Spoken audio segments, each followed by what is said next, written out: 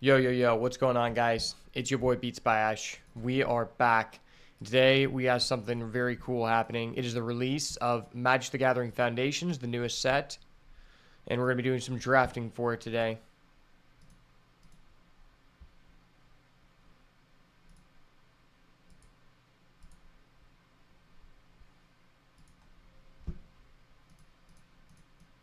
Make sure we're good to go here.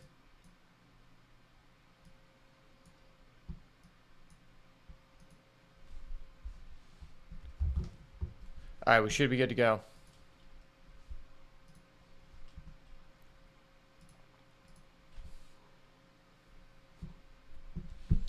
Yeah, so today, Magic Foundation, which is the newest standard set, and this set will be around for 7 years or something like that, or maybe till 2027. One of those two. It's going to be around for several years in standard, longer than the 3 year or 2 year rotation they've been doing. So this set is going to essentially be similar to what the core sets used to be in Magic the Gathering, and it's supposed to be super new player friendly. So this is probably going to be a little bit more of a simpler set in Magic the Gathering's history, which probably means I'm not going to be as attentive to doing a lot of these drafts, but I definitely want to try it out and see if it's fun, especially on day number 1, because if you ever want to get into Magic the Gathering draft, the best time to do it is on the first day of the format so that you can get an edge over other players. And typically, the decks you can make on day 1 end up being way more fun and way better than decks you'll make in the next couple weeks after everyone has started net decking out of their ass. So we're hoping to get some good decks today. Now, I'm not too familiar with all of the archetypes, so we're just going to kind of learn as we play, but this is going to be a fun one. So let's do a quick little look of all of the archetypes in this set. So blue-white is flyers. Blue-black is some kind of graveyard strategy. And I believe it has to do with not delirium, threshold. I think I saw some threshold stuff. Red-black is raid. Raid is just an effect that triggers whenever you attack. And then red-green is 4 power matters. Green-white is +1/+1 counters. Black-white is life gain. Red-blue is spells, which I feel like red-blue is just always spells every time. Green-black is morbid, which is an effect that triggers when a creature died. Red-white is just aggro because red-white go burr. And green-blue is ramp. Now, I'm not too sure what is the best out of these, so we're about to find out. But let's go ahead and see what Magic the Gathering Foundations is all about and hop into our first draft here.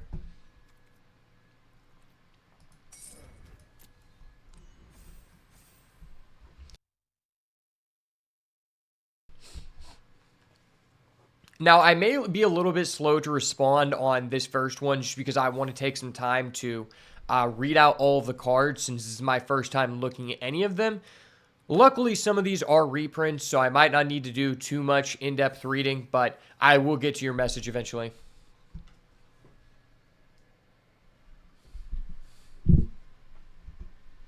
But yeah, I'm excited to try out green-blue. I know that Llanowar Elves is in this, and green is my favorite color, so this will be an interesting experiment to see what we can do. Hopefully green is good, because green has been pretty good in the past couple expansions this year, so I have high hopes.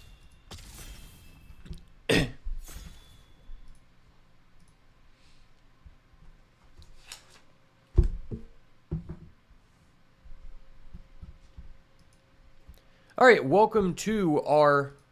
Hold on, let me do something real quick. All right, welcome to our first Magic the Gathering Foundations draft on the channel. Our rare is Kellen, Planar Trailblazer. 1 for a 2/1, you can pay 2.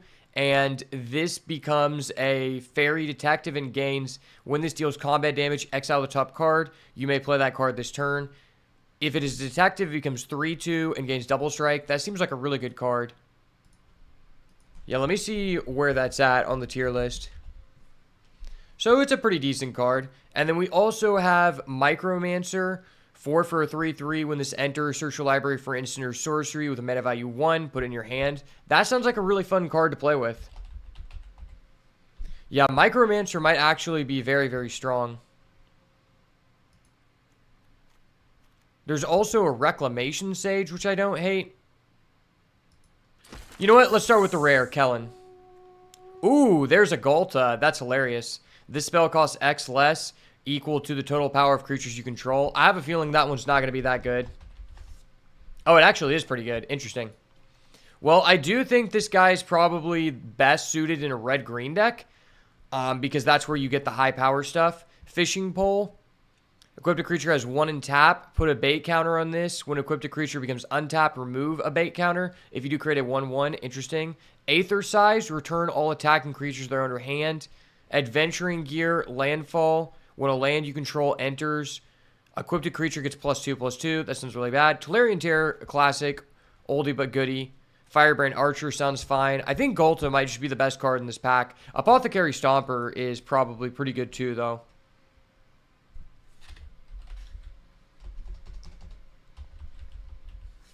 Yeah, let's go with Ghalta and see where it takes us. There's also a red-blue land. We'll have to see how late these duels go. Phyrexian Arena. Ooh. I bet that's probably pretty good in this format. Okay, it's looking like the data shows it may not be that good. Okay, there is 1 green card in this pack, which is the Apothecary Stomper. In terms of red, there is a Crackling Cyclops, Firebrand, Bolt Wave is useless, and Involuntary Employment, which is just a mind control effect. Uncharted Voyage isn't terrible. Vanguard Seraph doesn't sound terrible either. Skyship guy could be good. Stab also sounds decent.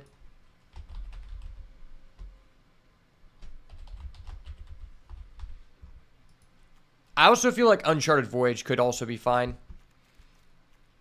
Uncharted Voyage just seems like a solid combo. It seems like a solid common. Just 4 mana to do something. Taking that this early feels pretty bad, though. But that pack just felt like really weak. Self-Reflection, create a token. That's okay. Ooh, there's a Llanowar Elves. I'm sure that's probably pretty good, right? Yeah, Llanowar Elves sounds really good since we already have a Ghalta. I really would like to try to get deeper into green. Dwyne's Elite. When this enters, if you have an elf, get a 1/1. I'm not sure how many elves there actually are. Green-black land. Target opponent discards 2 cards. Fiery Annihilation, deal 5. Exile 1. Target equipment attached to that creature. Interesting.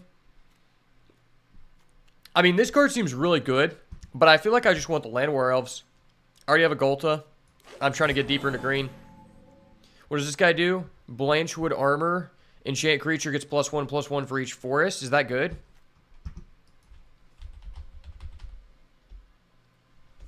It seems okay. There's an Angel of Finality. When this enters, exile a creature's graveyard. Squad Rallier. Look at the top 4 cards of your library. Reveal a creature card with 2 power or less. Put it into your hand. That card seems decent. And then there's Elemental Adept. Flash Prowess.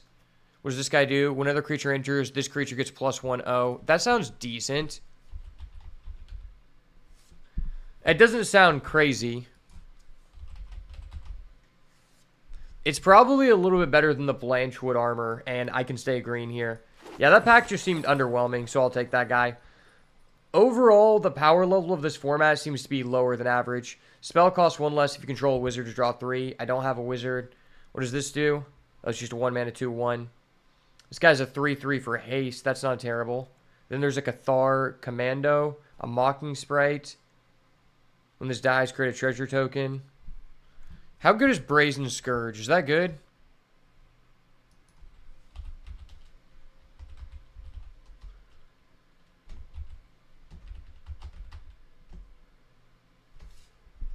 I kind of just want to go Arcane Epiphany. I don't have a wizard, but 5 mana draw 3 doesn't sound useless.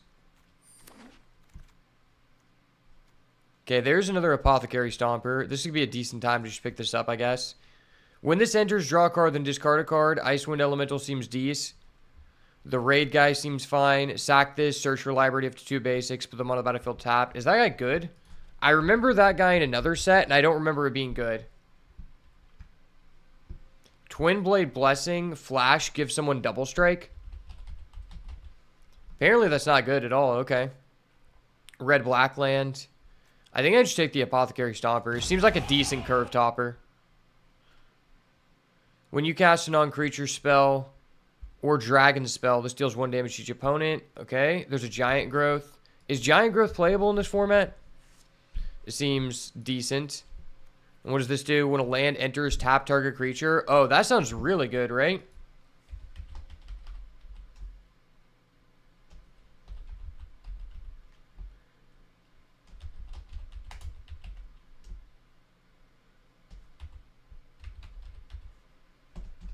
Yeah, we're just going to go with the big guy so we have something to ramp into. Man, these are going really late. I don't want to prioritize those. Choose 2 creatures controlled by different players. Return those back to their hands. Is Runaway Together good in this format? I could see how it could be good since it's a lower power level format, but that's not one you always want. Attacks each able. Cannot be blocked by walls. I mean, the Juggernaut is higher than 4 power, but it doesn't seem great. Exile 2 cards from a single graveyard. Okay, we'll take the Runaway Together here, I guess. Could get this red-blue land, just increase our chances of potentially being able to go Teamer here. I don't think I need another Apothecary Stomper. I already have a Galta. There's the Mind Control. The Firebrand. Crackling Cyclops. I feel like Firebrand is probably better.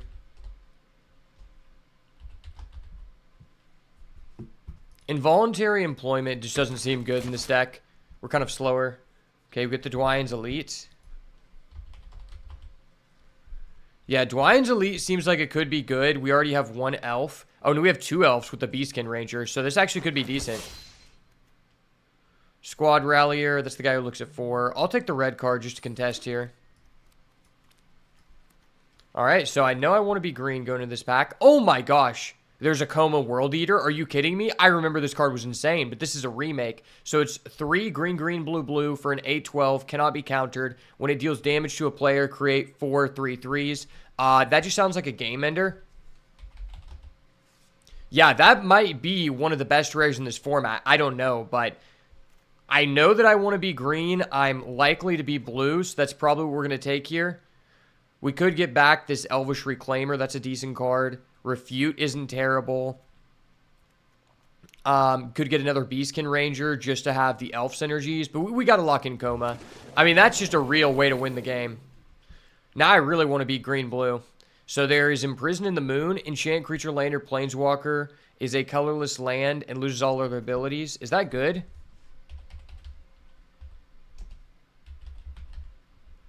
Apparently it's not that good.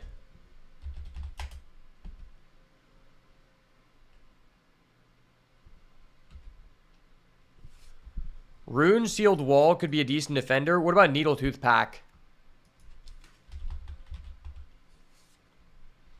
Needletooth Pack could be fine, but it's kind of a high-costed card. And what does this guy do? Elfsworn Giant. Yeah, I think I'm just going to stick to the uncommon here. I'm just going to get the Rune Sealed Wall to be able to stall here. Really would like to get some interaction.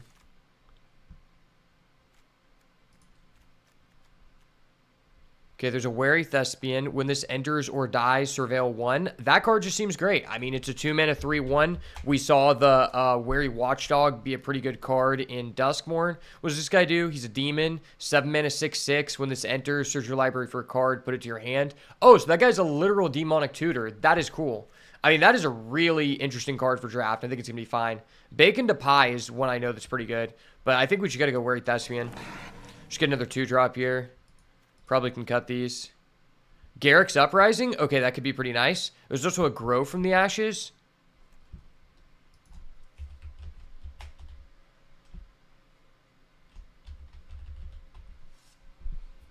There's also just a Wary Thespian, which is just another 2-drop. I feel like I kind of value that more. I don't think Grow from the Ashes is a terrible card.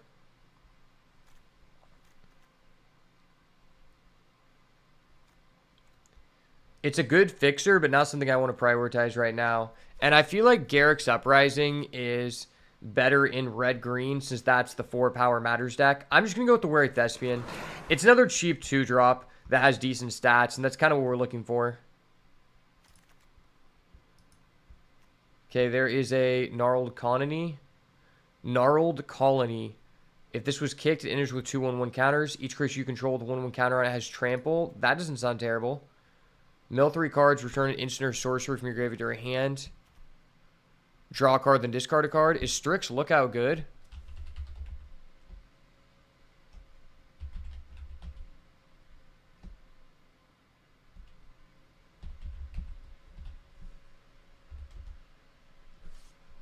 Huh. This card doesn't seem that great, but it's a way for us to cycle through our deck. Gnarled Colony could be fine, but it's probably better in a green-white deck. Okay, there's a Reclamation Sage. That's pretty nice. I know Reclamation Sage can only be so bad.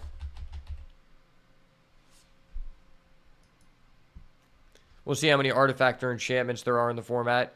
Deal 2 damage to each creature without flying. And just another Gnarled Colony. Yeah, I'll take the Reclamation Sage. It's an elf, which is relevant to our Dwine's Elite. Ooh, there's a Bite Down. I think that's green's best piece of interaction. We see the Elfsworn Giant guy again, another Beastkin Ranger. But I think Bite Down is the best piece of interaction in green. Green might be a little bit underpowered, but we're about to find out. Green is my favorite color, so we got to force it anyway. Draw a card for each creature you control with 1/1 counter on it. Inspiring Call versus Think Twice.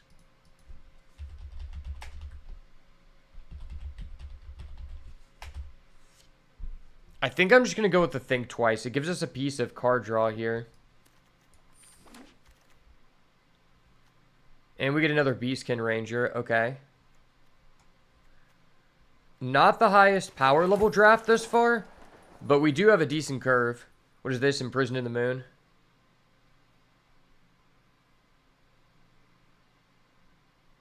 I could just take the Imprisoned in the Moon, or I could take another Beastkin.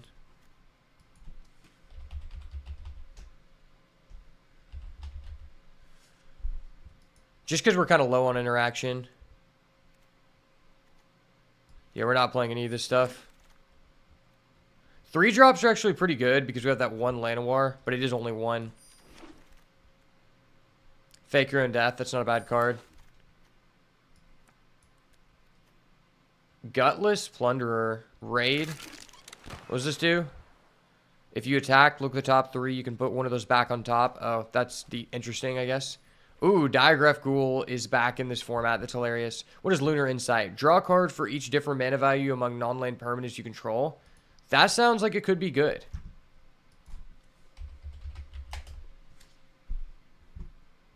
Snakeskin Veil, is that good? That might actually be better. Yeah, I think I'm actually going to go with the Snakeskin Veil, because I already have card draw, although I think this card would be good. And I just want another cheap piece of interaction.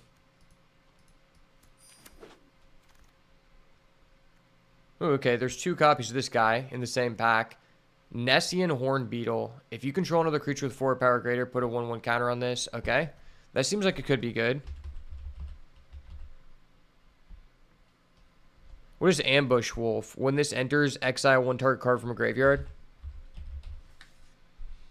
Yeah, I think I'm just going to go Nessian Hornbeetle. Double target creature's power until end of turn. That doesn't seem that great. What about the Spectral Sailor? Spectral Sailor is also pretty good. I think in our deck, the Nessian Hornbeetle is just better.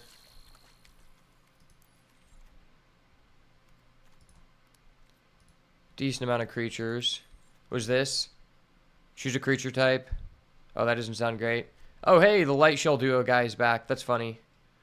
Icewind Elemental. Erudite Wizard. When you draw your second card, put a 1/1 on something.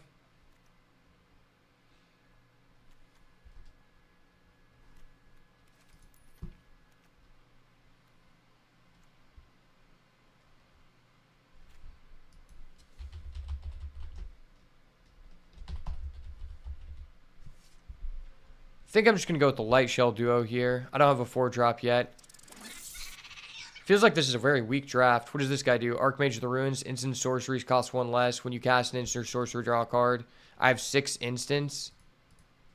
This card seems decent, but it's highly costed. Yeah, I mean, I don't have that many instants and sorceries, but it is a good card. When this enters, if you attack this turn, draw a card. Destroy target artifact, enchantment, or creature with flying. Is that card even good?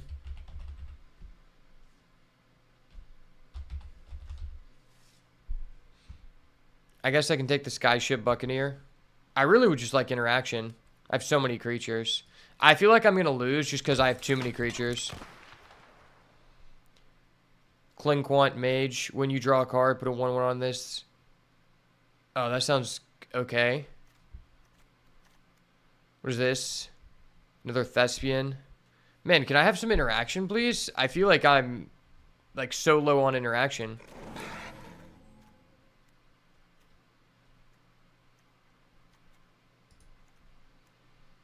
Okay, there's a Micromancer. So that can add me a Snakeskin Veil. Big Fin Bouncer.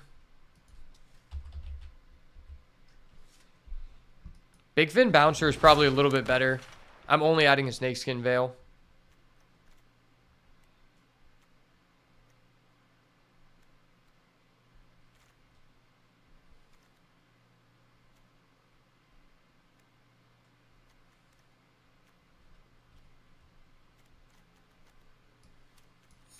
And it doesn't look like we're going to get anything else here. Lunar Insight comes back. That's funny.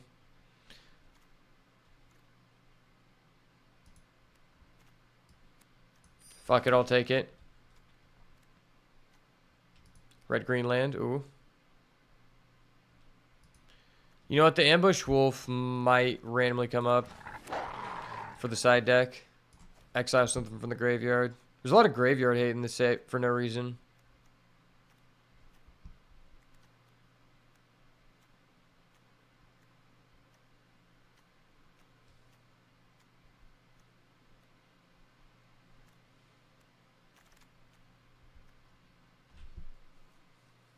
We get the wizard back, okay.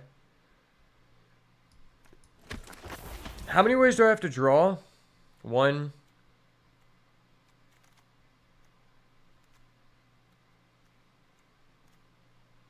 2. Yeah, I don't have that many ways to draw. There's a burst lightning going pick 13. Well, that's a day 1 thing if I've ever seen one. If I would have known I was getting that, I would have totally taken that red-green land. Yeah, that seems like a very unfortunate mishap for us.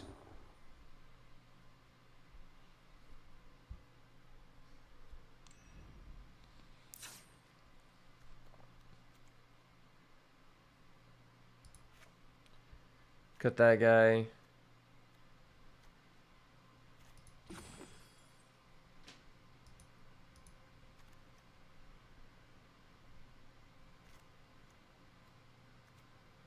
This deck does not seem very good.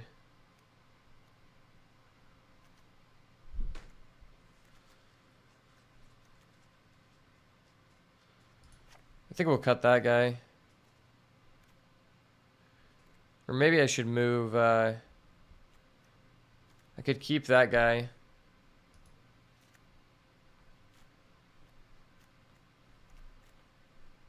And then, like, cut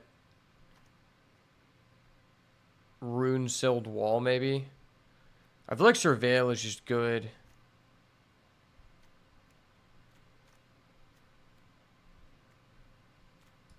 We'll put the Reclamation Sage in the side deck here. 16 creatures seems pretty high. Alright, well, we ended up with a pretty bread and butter green-blue deck. Overall, this deck has a very low amount of interaction, and I'm very skeptical. But we do seem to have a decent curve and a couple bombs that could end us the game with a Koma World Eater and a Ghalta Primal Eater and a Grappling Kraken to lock down their stuff. So hopefully we're going to be able to ramp out with our Llanowar Elves and throw down some cool creatures and beat our opponent down the old-fashioned way like Richard Garfield intended. So let's get right into the games.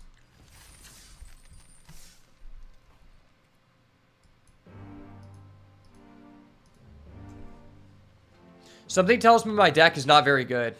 And something also tells me green-blue may not be a great deck. But I can tell you one thing. Koma is a great card. Coma is a busted card, son.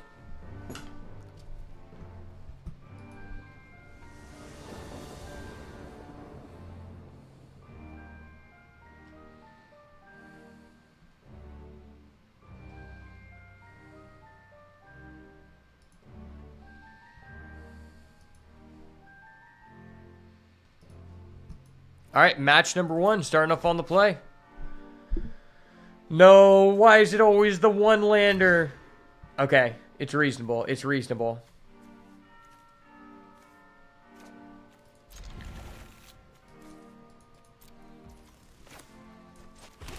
Throw back the Kraken.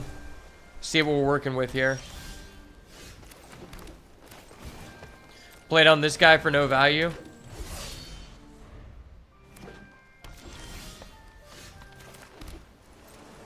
Get in for the 2-piece with a soda. Soda pending, soda pending. Inspiring Paladin during your turn. This is first strike. That's broke.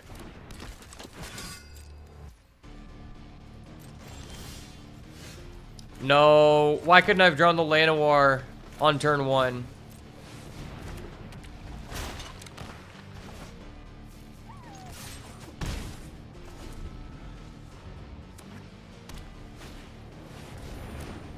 Wait, what the hell is this guy?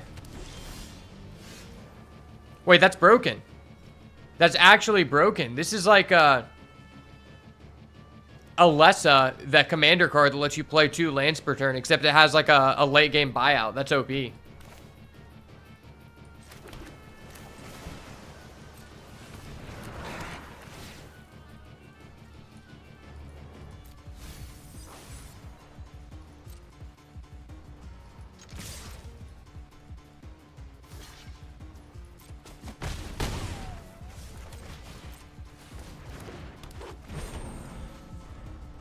Alright, well, maybe I can top deck a Coma.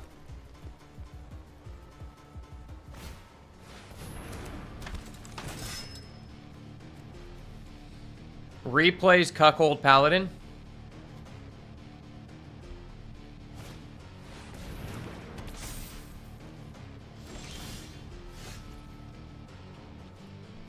Well, that seemed kind of broken.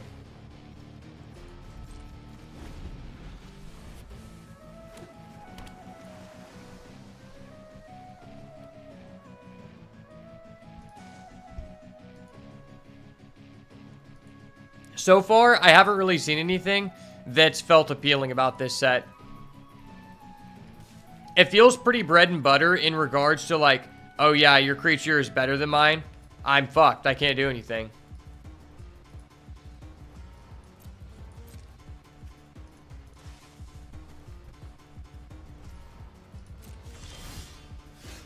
Well, I'm just getting fucked. Okay.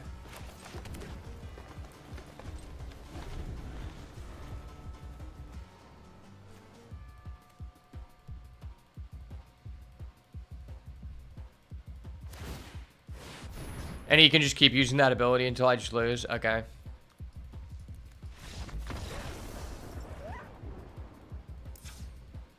Yeah, that's just OP.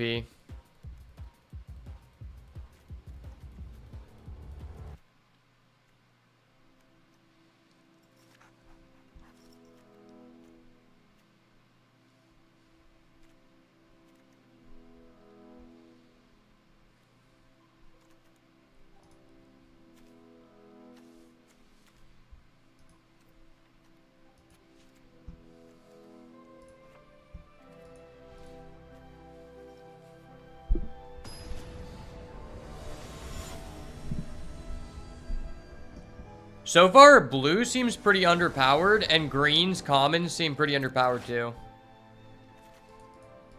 Alright, I've got a 2-drop into a 3-drop, I guess.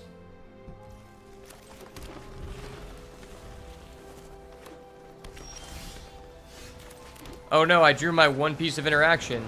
I'm insane. I'll actually keep that.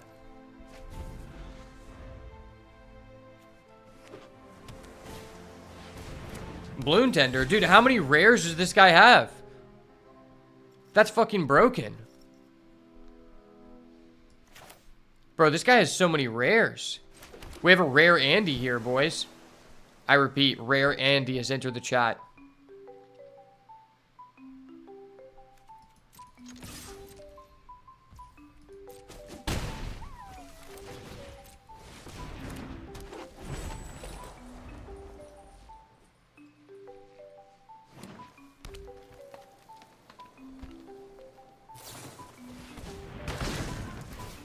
Okay, fuck you, buddy. Hold up. Wait a minute. Something ain't right.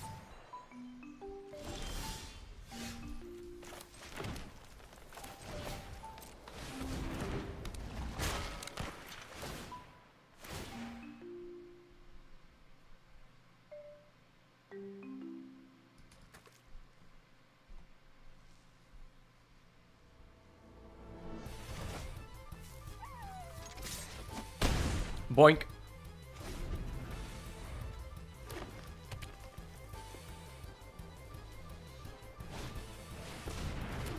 I need to draw a Reclamation Sage. No, I need a Reclamation Sage. Why?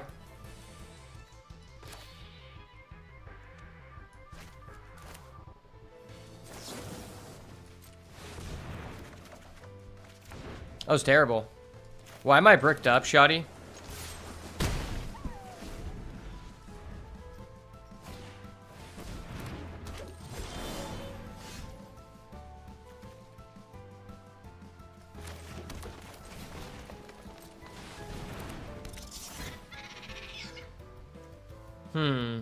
That could be pretty good.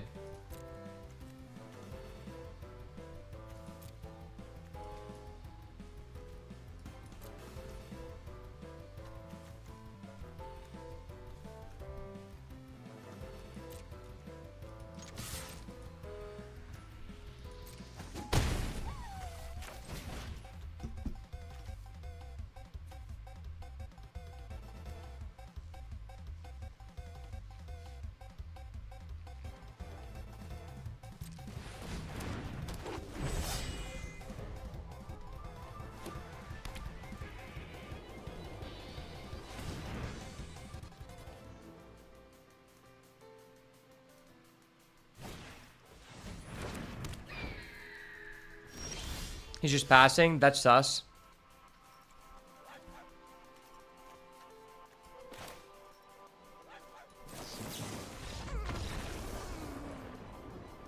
The hell was that for?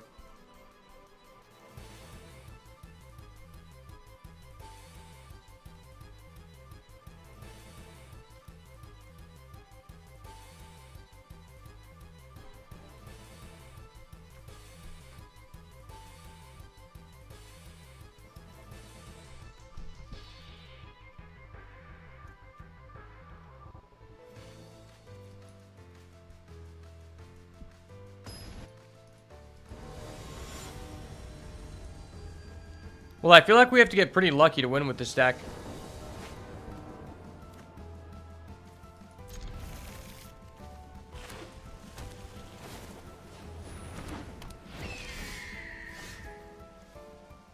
Wait, this guy's playing a 3-color deck. Why is that? Why is he doing that? Wait, this guy has 5 rares? What? Hold up. Wait a minute. Something ain't right. Bro, how many fucking rares did this guy just pull out of his asshole just now? Oh my gosh, this guy is fucking keystring. Did he just get out of a level 4 prison? Like, this guy's asshole is, like, bountiful. Like, what the hell, man?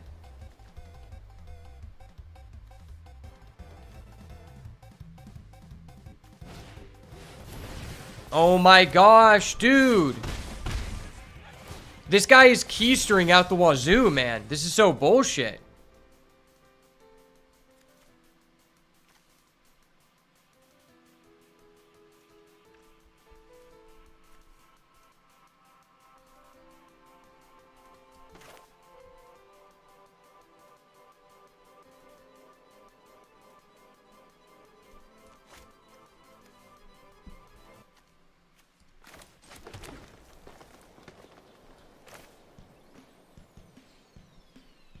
I could just go for this guy, and if he attacks, I can Snakeskin Veil.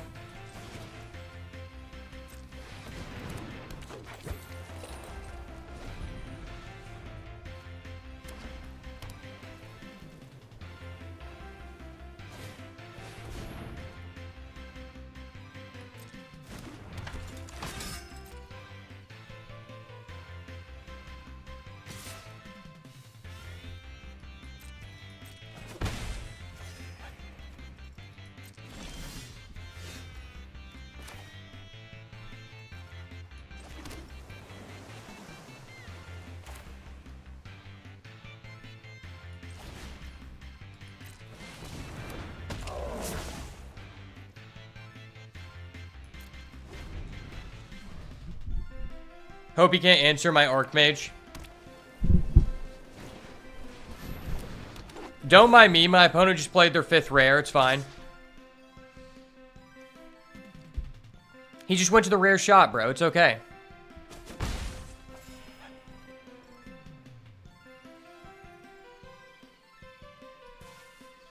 Buddy, calm down. Calm down. Good boy. Good boy.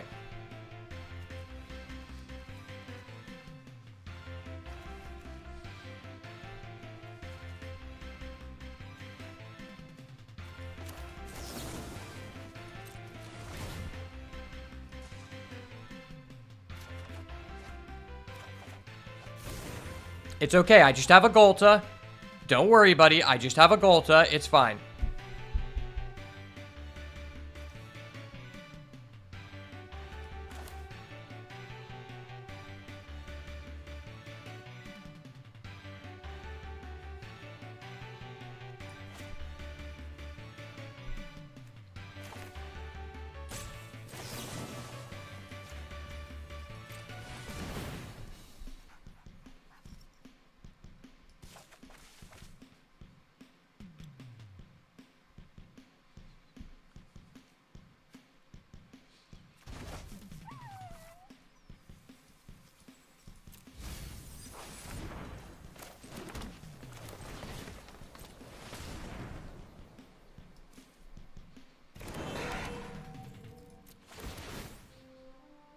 Never fear. Golta is on the way, buddy. Golta will be inbound. It's fine. You're just going to allow it to happen, buddy. Golta is indeed inbound.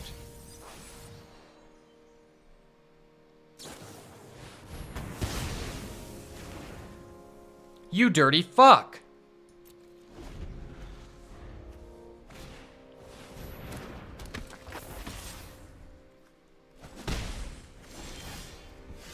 This Neanderthal is forcing me to play Golta the hard way. No one wants me to have to do this, buddy. No one wants me to have to do this.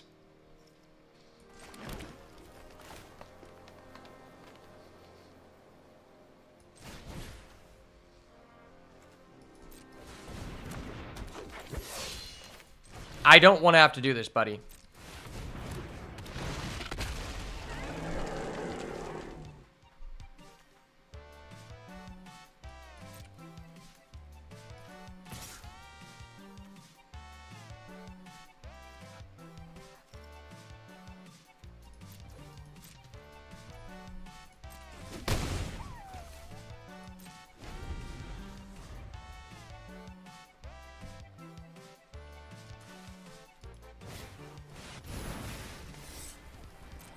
Yeah, go get your 2 lands. I get it.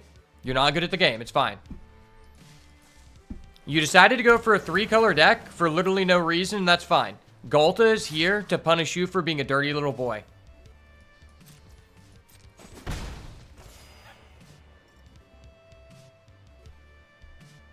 You just got a metric shit ton of cards and decks? What do you mean? Oh, yeah, from entering? Yeah, that was annoying. This is my first match playing, so I don't know that much about the set. I'm learning as we play. It just came out an hour ago, and I haven't watched any, like... I haven't seen any reveals other than knowing that there's, like, Llanowar Elves and stuff that came out 6 months ago. But I have a Golta. So far, I think it's very basic and simple, and it's definitely intended to cater to... This was definitely made to cater to the newer players, because it seems like a really good entry point. Because it's super simple. It's like, okay, I have a guy... He has more attack than your guy. My guy goes burr.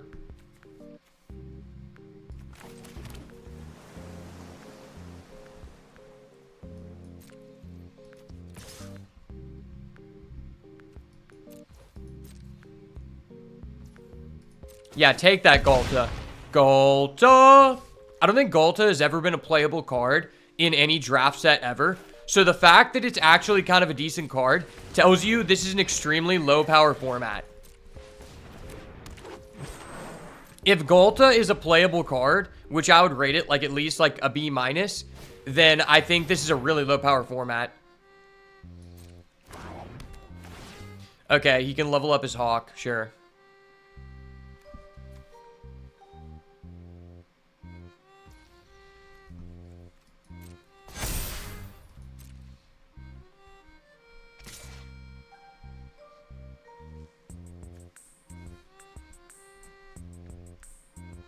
Sorry, buddy. I have a snakeskin veil. It's okay. You're just gonna die to my Golta. That's fine. You have no cards in hand. It's okay, buddy. Not everyone can be this goated.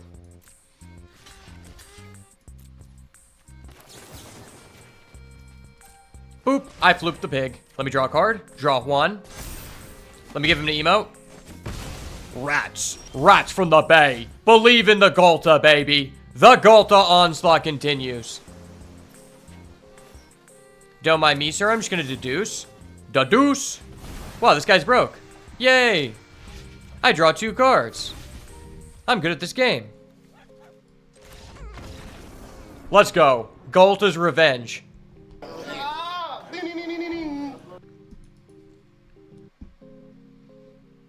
No one can stop the powerhouse that is known as Golta.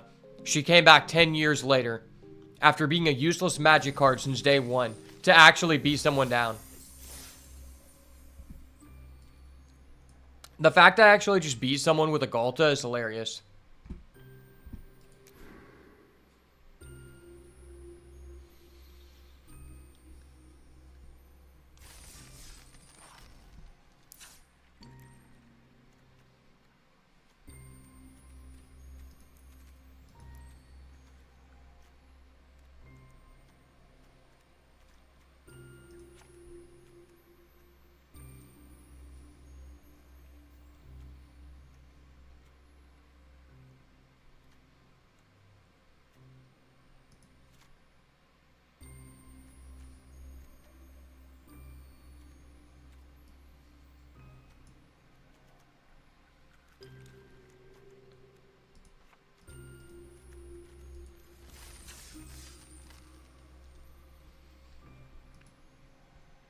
Dude, they gotta put some respect on the dinos. I'm just playing Dino Tribal. It is what it is.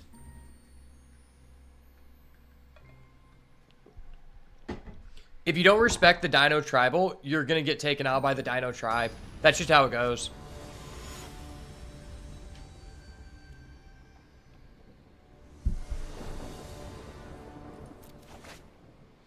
Okay, we drew the coma. We gotta keep.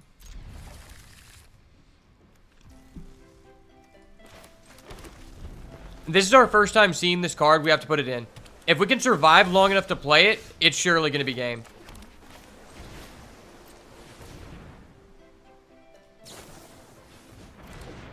Okay, cool. I thought he was going to counter my shit. That would have not been based. Would have been very not based. If there's one thing I learned from Duskmourn is that there's a high, like, pressure on you to be able to surveil on play with this, because if you don't and they kill it, then you just got no value.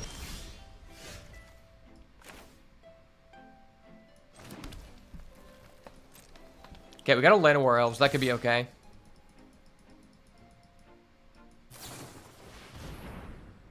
He's gonna kill that. Okay. I get a free surveil.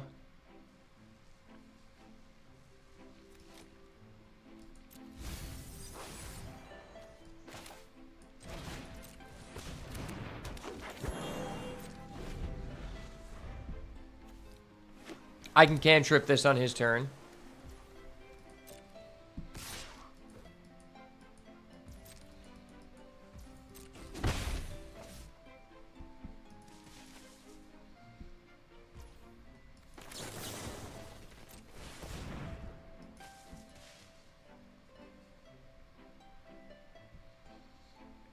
Bro, you're not countering my thing twice. That would be so bad.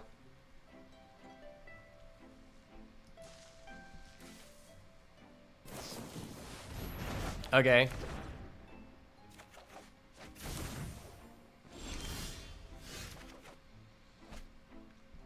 I mean, that fundamentally just seemed like a waste of a card for you, but whatever.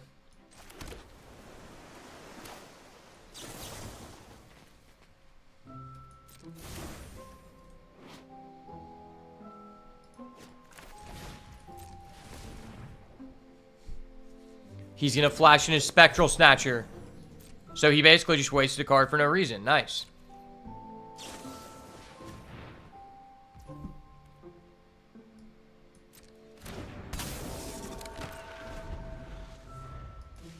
Two more turns. Then the coma comes down. Strix Lookout. Okay. That's a good card.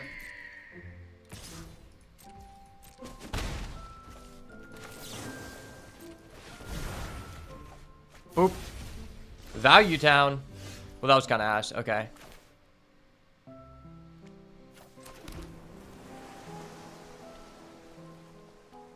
I feel like I should just go for this.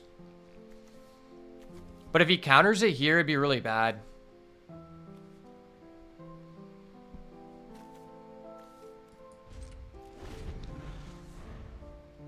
I'm gonna wait and see what he does on his turn.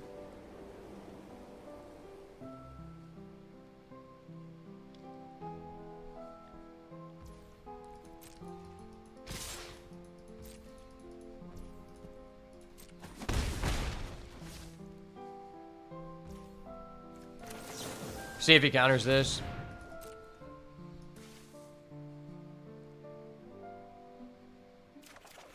No, he just lets me draw 3 cards. Okay.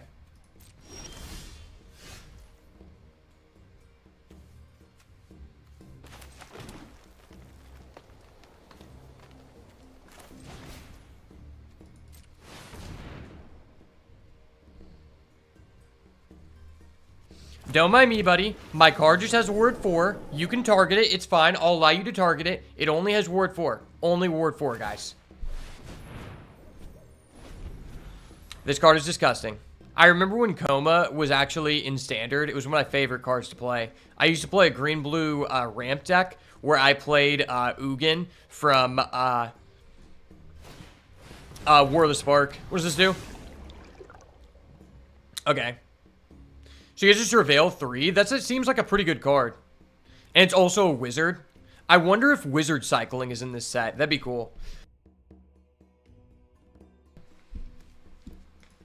I did one draft from Modern Horizons 2, like a year or 2 after it came out. And there was this card that had wizard cycling, and I had to ask somebody. I was like, what the hell does that mean? I was like, you can just search your deck for any wizard. I'm like, oh, that's broken. And I just randomly had 3 wizards.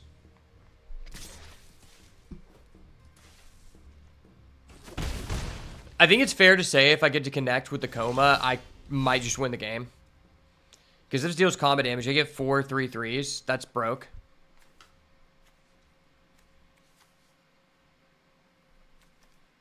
I kind of just want to bounce that so he's forced to block.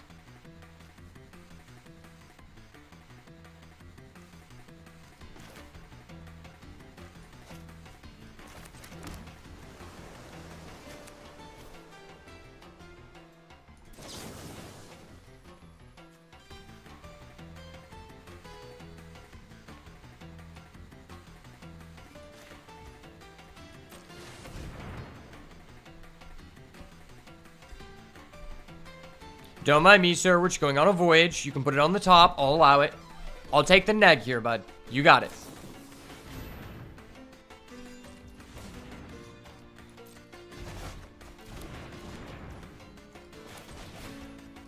Ayo. Outplayed, son. Outplayed. Let's go. I fucking knew it. Oh. Ding. Brother, put some respect on Coma the World Eater. This card's just nice. I'm just nice at the game. It is what it is, brother. It is what it is. Did this guy have any enchantments? I don't think he did.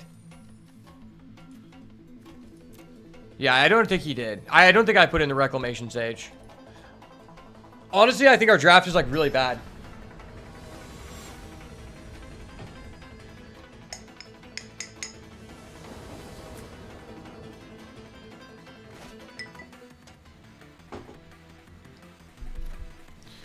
Okay, so I don't have a 2-drop, but I do have my lands. I'm just going to keep. I'm on the draw.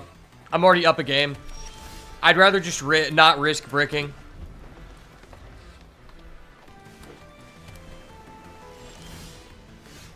Okay. He's going to flash in his Spectral Snatcher. Oh no, he's got a Cathar Commando. Alright, whatever.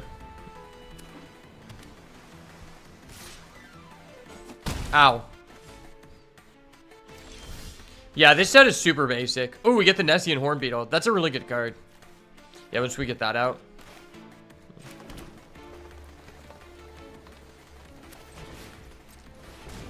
think I just play this guy.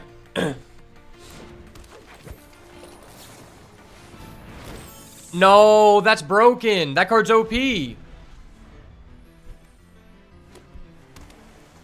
been playing Poke Pocket. It's starting to make you miss Magic. I've been playing that game too, but it hasn't made me miss Magic. For me, it's just a completely different, like, beast of itself. It's just a gacha game. Oh my gosh. He exiled my entire graveyard. I'm so scared. Whatever shall I do? I'll play a Rat Otter. Rat Otter control. Okay, I think I want to get rid of those. Do I want to draw a land to just be able to play that guy?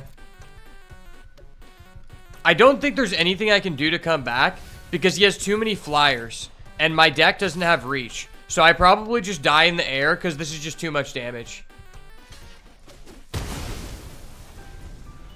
It's good, but the complexity level is so simple. I agree. That's my one thing where it's like, it's cool to collect and stuff, and they've nailed the pack opening experience. Don't get me wrong, that's like the best part of the game.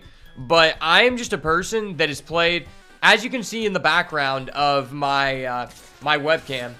If you look all across my office, I have nothing but playmats from like major Yu-Gi-Oh events that I've either won or topped over the past 10 years. And Yu-Gi-Oh is just the most overcomplicated, convoluted beast of a game that's not comparable to anything else.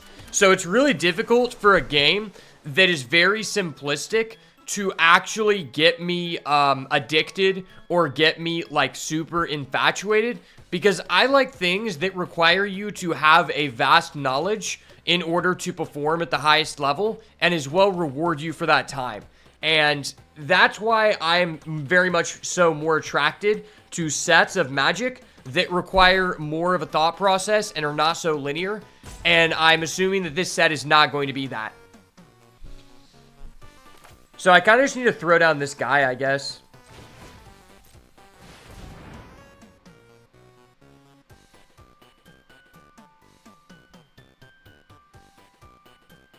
You instantly realize it's super complex in a free open system. Are you talking about Yu-Gi-Oh? The other thing about Yu-Gi-Oh that just like hinders it overall is the aspect that the game has drastically changed in the past 10 years and also just continues to change. Like, you can't come back into the game like if you came back into the game and you played for like 10 years competitively at the highest level, but you took 5 years off, you're just going to be at like such a disadvantage to other people because it's basically a different game. And since I started from the beginning, I've seen all those changes. And Magic has kind of become like that with the Eternal formats, but it kind of comes in cycles because they bring something out that's broken, like Nadu, and they're like, oh, okay, this is a card that breaks the game open in terms of not requiring you to use resources so much that using the combo is really complicated because you have to track all this stuff and it takes like 15 minutes, but then they ban that stuff and it goes back to a relatively normal power level. And also there's like different things in Magic where they can power creep in different ways, because sometimes they power creep in terms of the aggro stuff and sometimes it's the combos. And if they're power creeping in terms of the aggro stuff like they did with Energy in Modern Horizons 3, then even though the game is like way higher power level, it's still super simple. But when they come out with like a broken combo deck, then it becomes complicated, right? And I think that's kind of interesting, how it can like swap back and forth, because you really can't do that in most other games. Once the power level has been set, you can really never go back to that. And that's kind of the issue with Yu-Gi-Oh, because it's an eternal living game. I think I'm just kind of fucked. I mean, I'm dead in 3 turns. I would need to top deck into a flyer. Maybe I'm supposed to just play this guy. But if I get this, I don't have a guaranteed land. That's the thing. I don't have a guaranteed land. And what does this do? Yeah, that puts a 1-1 counter on it. That doesn't, like, advance my game state. Yeah, I just have to play this guy. He could have a counter, though. I'm not really sure what counters are in this format, but he could.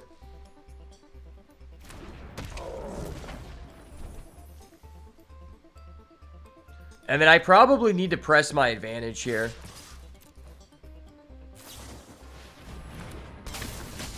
Okay, I think I'm just dead.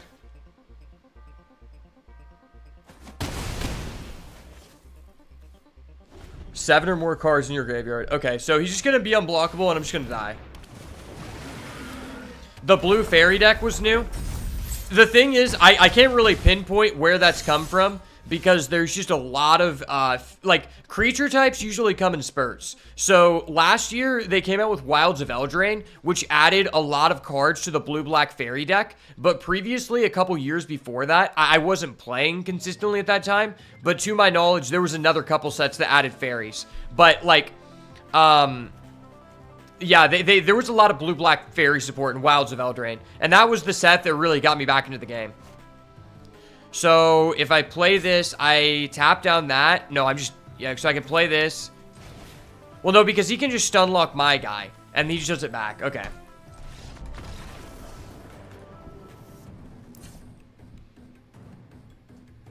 Honestly, our deck is, like, really underwhelming because we just didn't really end up with interaction.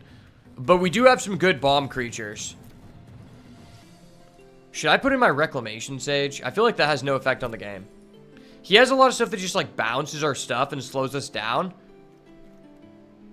I was playing this, but I feel like this is just not that good in our deck specifically. Because I kind of need to beat down and curve out in order to win here. Yeah, I think this is, like, basically the best thing I could do. I could, like, maybe take out this Imprisoned Moonshield. And then, because that's just kind of fundamentally a bad card. I realized after playing it, like, oh, giving your opponent a colorless land is actually kind of terrible because it can just put them back in the game. But this actually could be worth it because this lets us exile a card from his graveyard, which stops him from getting Threshold, and we know that he has confirmed one Threshold card.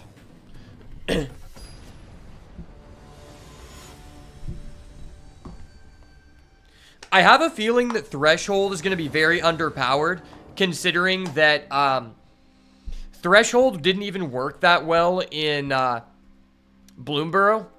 And really, like, Delirium was only good in Duskmourn because of other inherent synergies, like crossovers from stuff like Manifest Dread. And this set doesn't have stuff like that, like, easily allows you to put cards in the grave. So I feel like that's most likely an underpowered mechanic. Because that game went on very long, and that guy didn't even get to 7 cards in grave. So that just shows how you really have to be trying to do the thing in order for it to happen. And usually with cards like that, if you aren't doing everything you can to trigger those things, it is just a really uphill battle. Unfortunately, we opened up a one-lander because that hand was really good. Okay, I guess I can keep this. I have 3 3-drops. And this deck is land hungry because the way I can win is by a coma.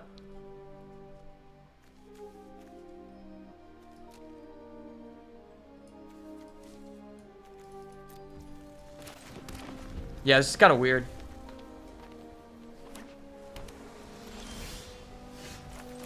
Well, I would have liked that to be a blue, but to each their own. I have a feeling that the green-blue deck is probably going to play best as like a 3-color deck. I'm unsure what the third color is going to be, whether that's black, whether that's blue. I mean, whether that's red or black, but I think you definitely want to be doing something like that. Yeah, the gameplay in this format seems very simple. To be fair, I've only played this deck, but the things my opponents have been doing haven't been complicated either. Okay, that was just fucking insane. Hold up. Wait a minute. Something ain't right. Bro, what is this guy's deck? Congratulations, you get anything you want from your deck. I love that deck, man. It's so expensive, man. I love that deck, man. So many flyers, man. So many stun counters. 1, 2, 3. I love that deck, man. Okay, I think that the blue-white... Okay, this might be the best uncommon in the format. This card's just broken. Why is this instant speed? Like, actually, why is this instant speed? This card is just broken. It's actually just Lingering Souls on crack.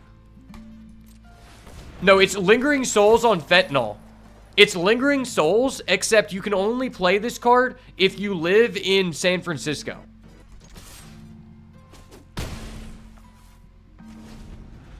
I'm just over here playing Fun and Fair Magic, and this guy's like, let me just throw out 4 flyers on the first 3 turns of the game. Like, okay, I get it.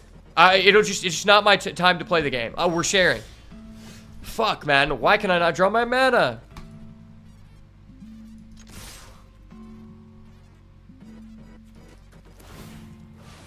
Can I have permission to quit out? I think I just automatically lose. Like, there's legitimately nothing in my deck that's going to allow me to stop this many flyers. I can put this out, and then he just kills it. Oh, and he has a Helpful Hunter. Yeah, this guy's deck is so premium. I feel like I just didn't see that many premium cards overall.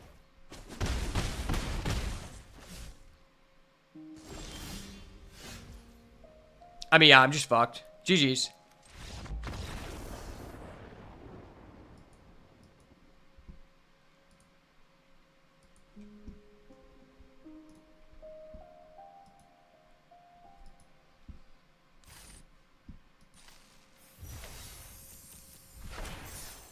Dude, that guy was a dirty bread baker. On Jaw said, brother. That guy's deck was actually disgusting. He had the epitome of a day one deck. I have the epitome of I got cucked in my seat. I feel like the deck I went for was the most open, but just the power wasn't open in these packs. And I feel like there's just a lot of duds in this set. Wow, this hand is so unplayable. My deck does need a lot of mana. Nah, that's just too greedy. Okay. I was trying to convince myself it was okay to keep that hand. And under all circumstances, it was never okay to keep that hand.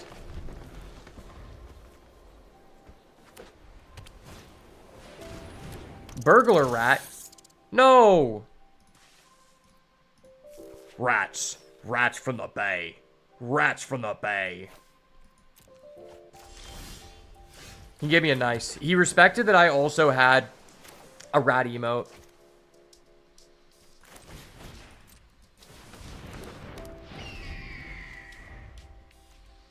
You know what eats rats? Birds. That's why I'm playing a bird. It eats his rat.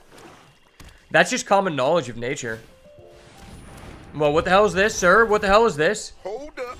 Wait a minute. Something ain't right.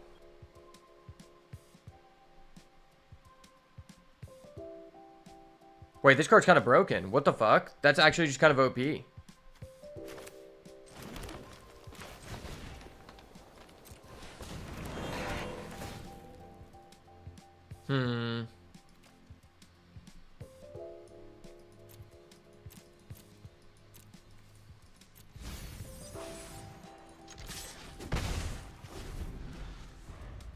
I do like Snakeskin Veil, but I need to draw action.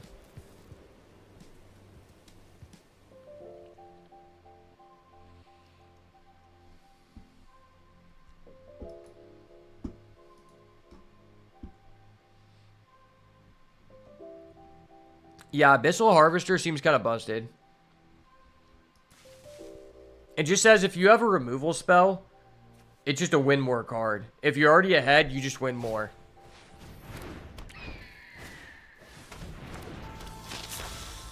Honestly, what I'm thinking I'm starting to realize is that because the format's so simple, flying is just so premium. Like, flying is incredibly premium.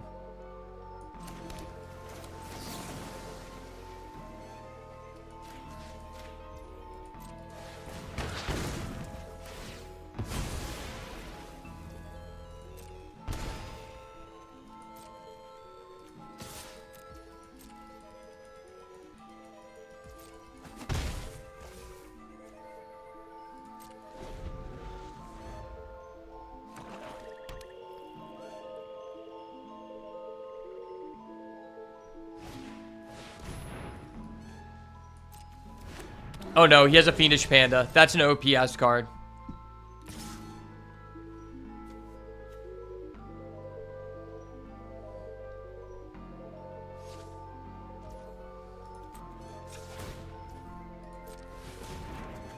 No, that's so gross.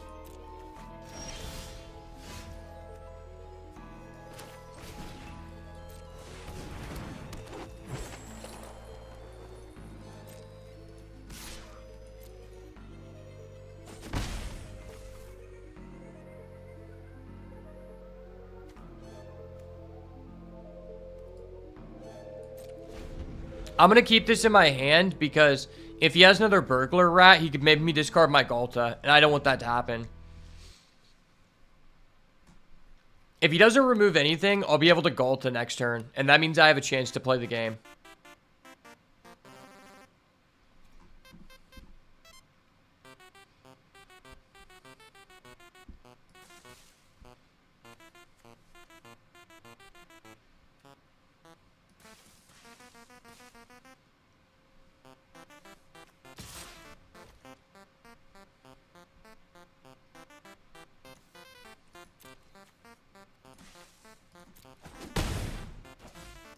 Ow.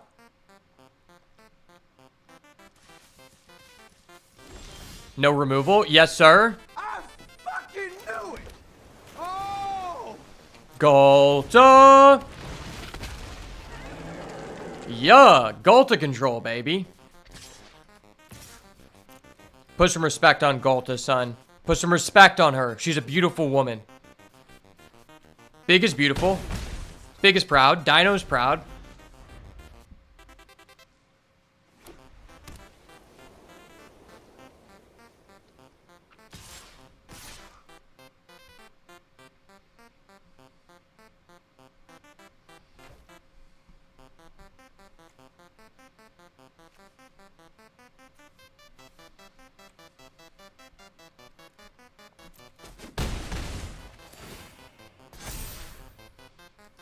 I have a feeling he has that thing that buys something back and gives it +2.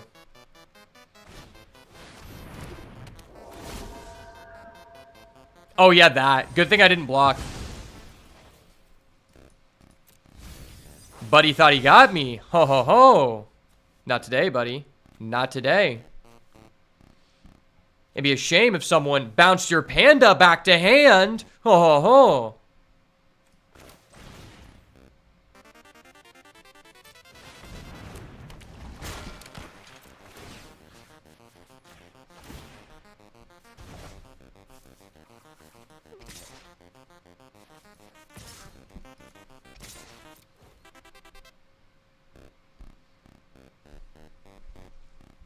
Fuck your panda, buddy. Fuck your panda.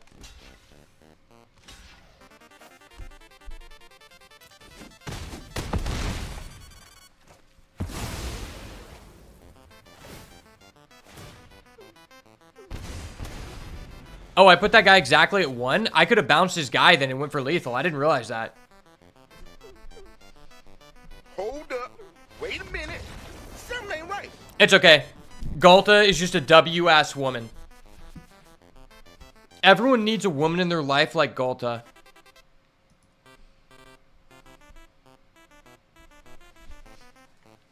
BRB.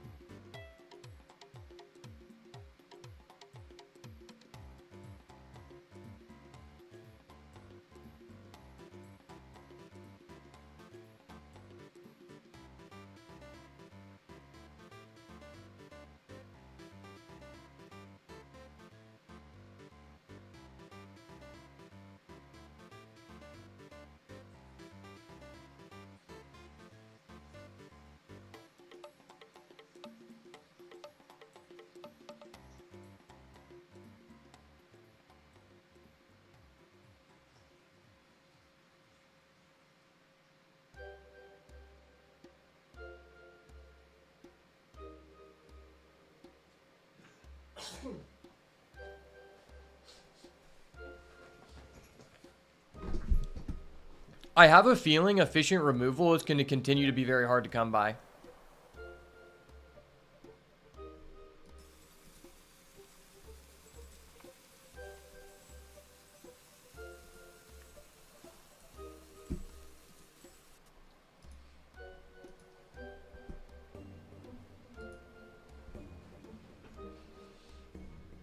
Yeah, efficient removal just seems very premium.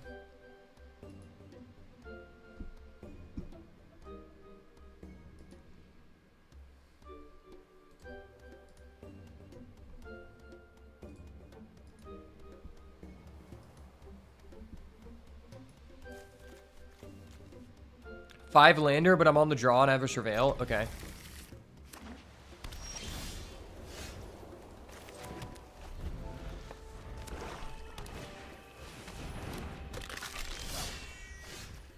Resembling skeleton. What the fuck? Okay.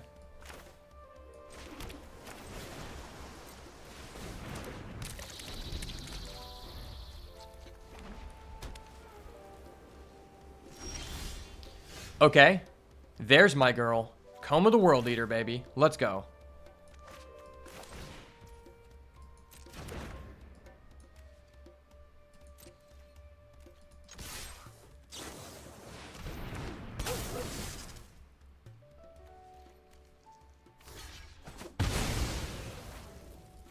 Blocked with the mischievous pup, sure.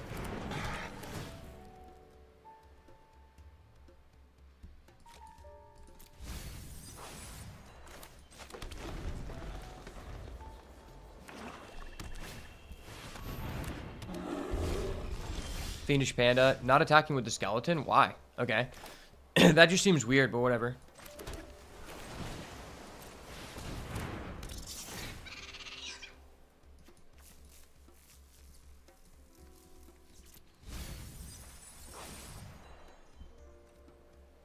Maybe I should have kept the Llanowar Elves so I could cheat this out faster.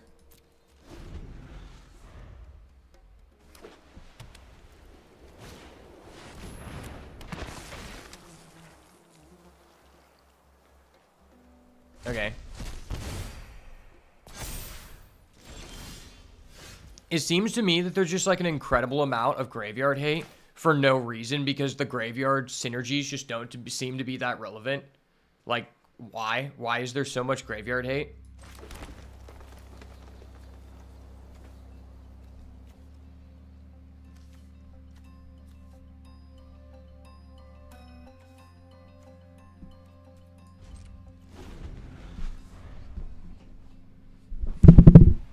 Sorry. My bad. You're just gonna pass? Okay.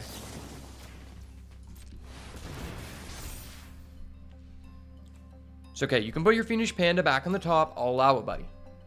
I will allow you to put your Fiendish Panda back on top. I'm a nice guy.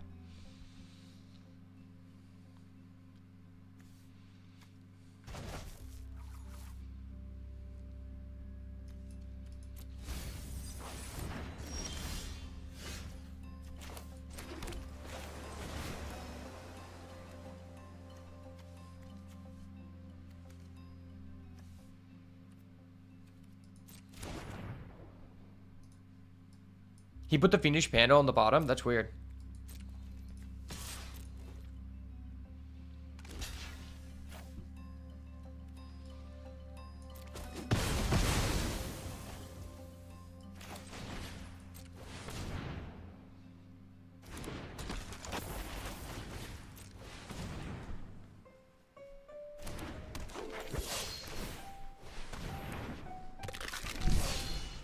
What you gonna do? What you gonna do when the World Eater comes for you? It can't be countered. Oh wait, he can play the rat. If he has the rat, I'm gonna be so fucked. Please give us a land. Please give us a land.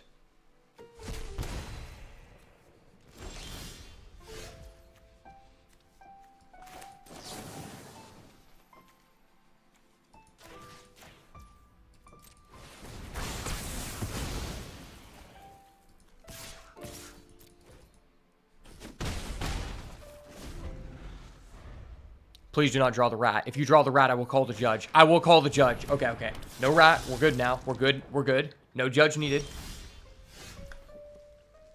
I fucking knew it! Oh! No judge needed. We're good, guys. We're good. Trust. We're all gooch. All gooch in the hood.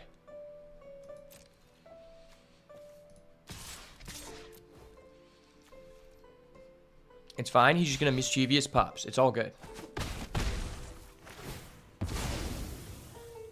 Okay, he's not going to do that. I will play Comb of the World Eater. It's okay, buddy. The card cannot be countered. It only has a ward cost of 4. It's very easy to get over. Only a ward cost of 4, guys. Only ward 4. Ward 4 is only slightly better than ward 3.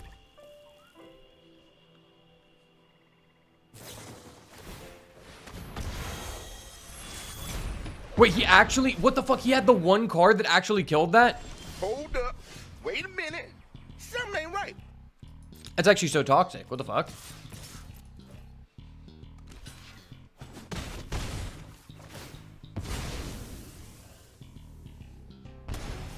That's actually the one card that could counter that. The only other kill spell cost 4, and he didn't have enough mana to play that. The fact he actually just did that is so stupid.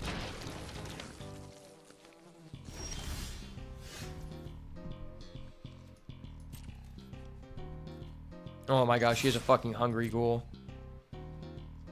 Motherfucking hungry hippos, dude. Fucking hungry hippos.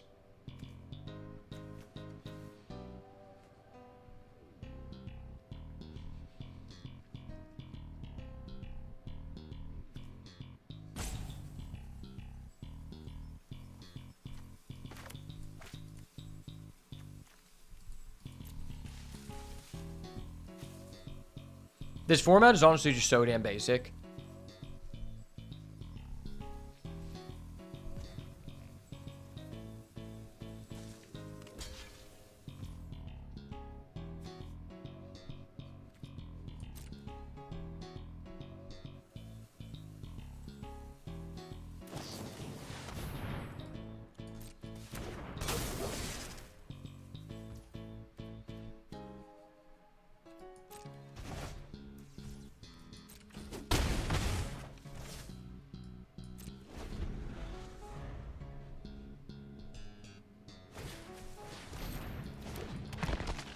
Why is Hungry Ghoul randomly OP here? And he draws his rare. Dude. Hold up. Wait a minute. Something ain't right. I need to top deck a Golta. I need a Golta now. I need a Golta in my life so bad. Oh my gosh, it's a Golta. I fucking knew it. Oh. Golta. Look at that animation. Feel the power of that animation flowing through you. That is the power known as Golta. Put some damn respect on Golta, son.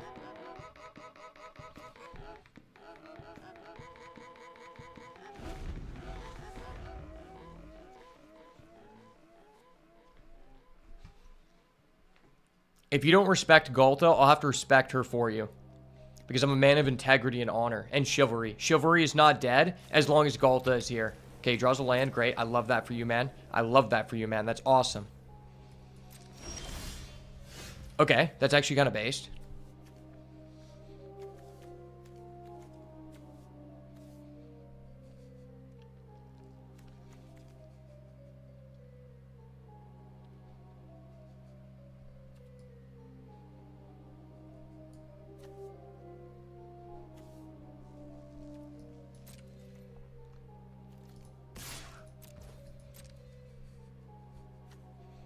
There's actually a line here he could do to kill my Golta, but I don't know if he sees it.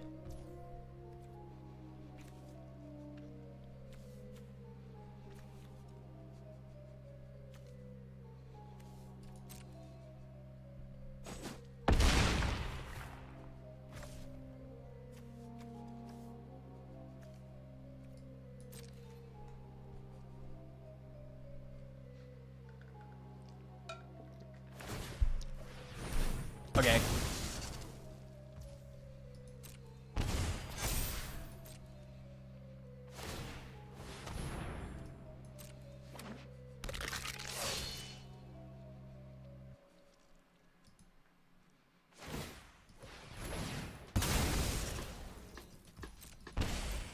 Sure, bud. Do it again. I'll wait, bud. I'll wait.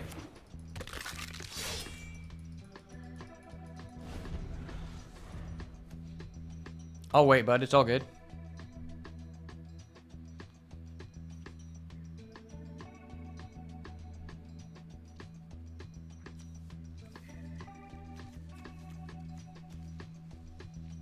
Would you like to target my Golta? I can Snakeskin Veil it. Snakeskin Veil. You like that. My Coma didn't like that. Because you paid my ward for something that was supposed to be Impossible. Impossible.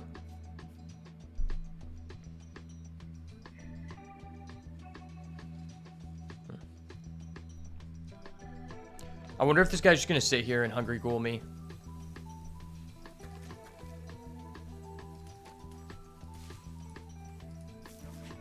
Sorry, buddy. Hungry Ghoul's not that good of a card. Thinking. Thank you for letting me know you're thinking. I get it. There's a lot of lines here you could do. You could do Hungry Ghoul, Sack resembling skeleton. You could attack, then Hungry Ghoul. Ooh. You could attack and Hungry Ghoul. Ooh. Scary monster. Ooh. Ooga booga. Bro, this guy's doing Ooga booga things. He's Ooga booging.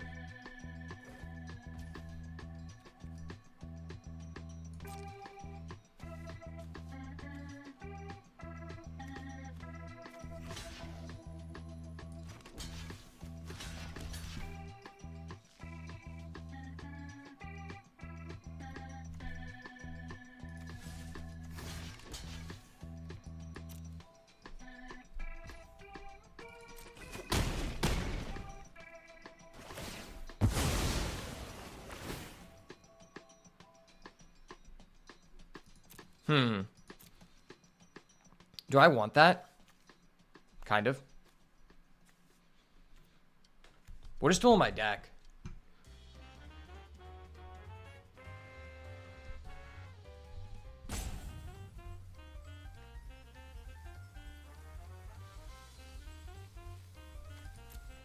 I kind of want that. I think this guy's just dead.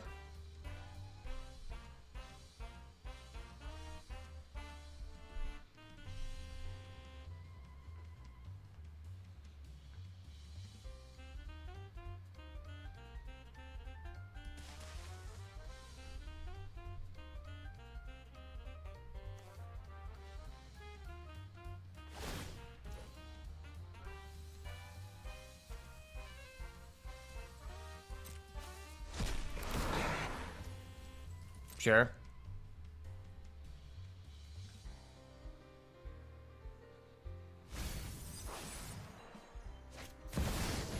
Oh my gosh, what the fuck, dude? What the actual fuck?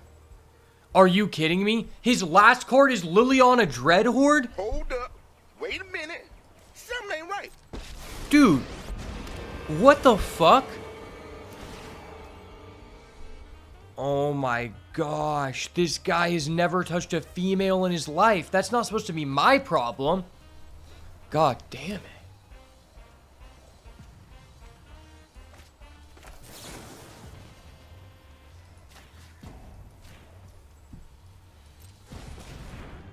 How was I supposed to know that this guy has never touched grass or a female?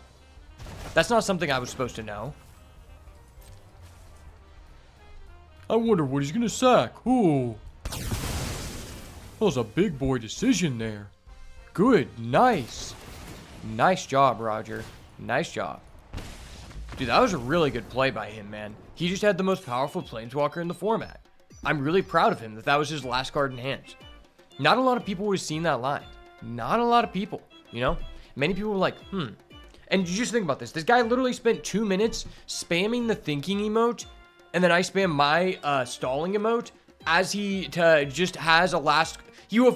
It's the people that take 3 minutes on their turn when they have one card in their hand, and it serves one linear function that I'm just like, dude, get the fuck out of here. Like, if the guy had multiple cards, I wouldn't be mad, and he's just thinking about his plays, like, that's completely fine. But what he was doing was just extremely toxic.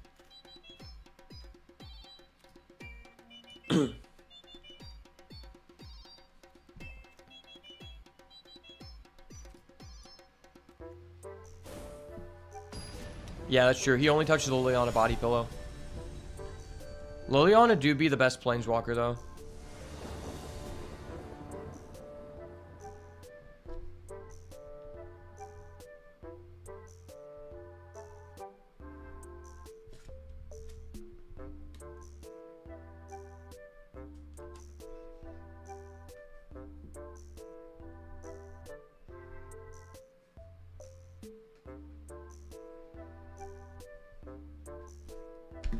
All right, game number 3. Believe in the Galta, baby. No, don't one-land me. Don't one-land me like this. Stay calm. Stay calm. God has got us. We're not going to get one-landed like this. We're going to get 5 landed. The superior way to get cuckolded in this format.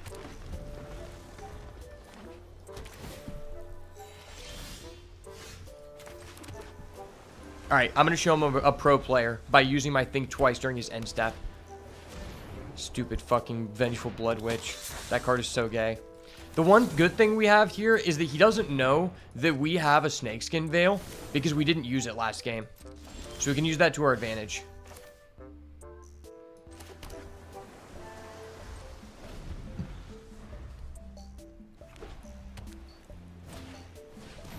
Burglar Rat? Okay. Boop.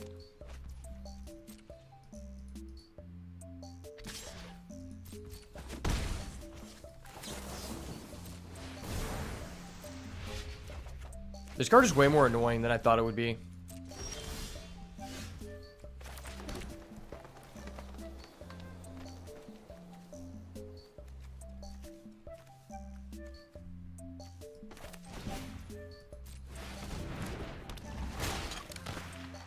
I'm just going to bounce that for tempo.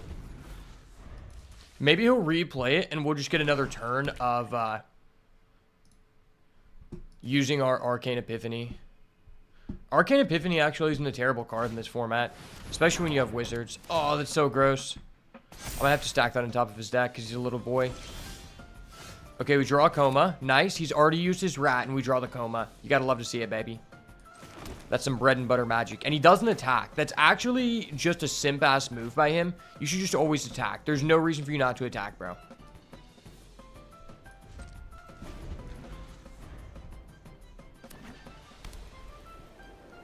We'll see if I have enough time to go for the Epiphany. This card's really good. This is one of the best commons in the format. Top 5.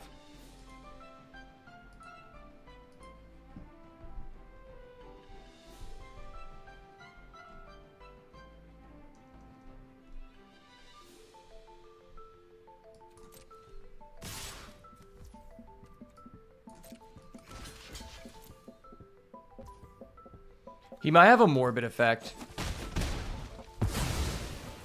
If he plays a Morbid guy... Oh, no, he doesn't. Oh, okay. Oh, you're just going to lose the counter? Sure. I'm going to draw 3 cards. Draw 3. Whoopee. Sure, buddy. Sure.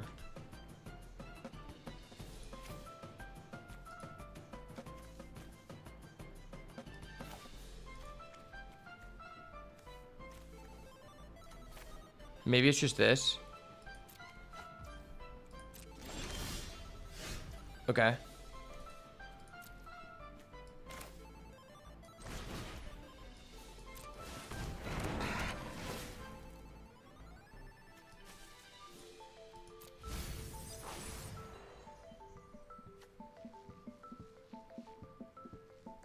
So if I just flash this in, I'll be able to play my Ghalta next turn. And then if he uses his removal on my Ghalta, he probably won't be able to answer my Coma.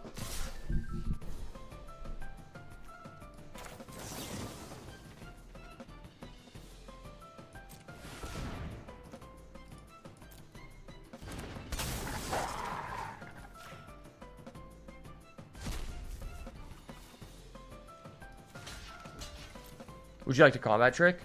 I'll allow you to combat trick. Nice. You're a really cool guy. Damn, that guy's really cool, man. This guy's a really good player. Yeah, this guy is a really good player. I honestly wouldn't have thought of that. JK. This guy's a fucking bitch. He doesn't know shit. He doesn't know shit about my Ghalta. Put some respect on the Dino Queen, baby. Dino Queen.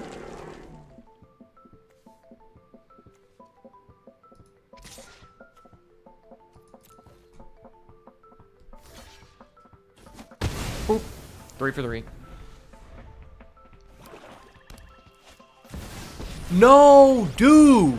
Hold up. Wait a minute. Something ain't right. Bro, give me a land. Give me a land. This guy does not deserve this. Give me a land. Yes. Yes. This guy is a dirty bread baker. This guy is the ultimate dirty bread baker. I can't allow him to do me like this.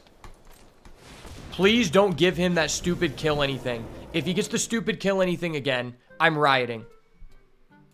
This guy has just drawn a perfect hand. He has drawn legitimately a perfect hand. He's just going to kill my guy with the 3-mana kill spell. I already know it.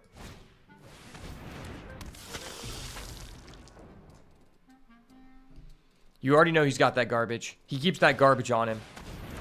What the fuck? Okay. What the fuck? How many creatures does he have?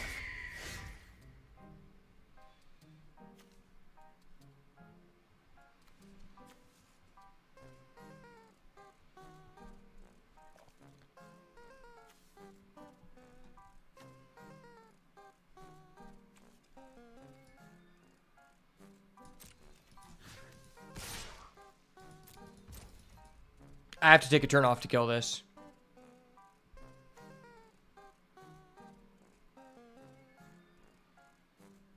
I have to take a turn off to kill it. This is too OP.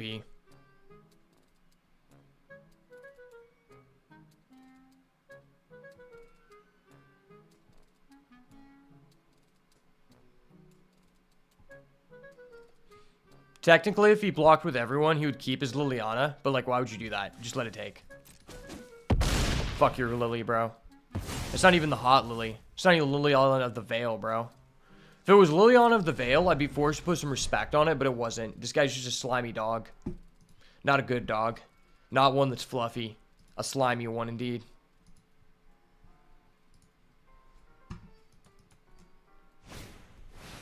Fucking fiendish panda ass. Fiendish panda looking ass boy.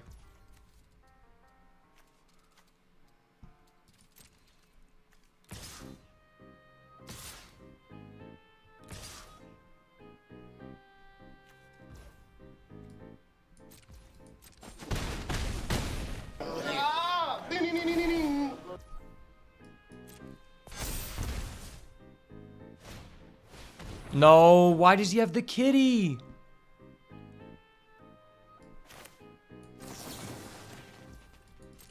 Fuck your kitty, fuck your panda. It's coma time, baby.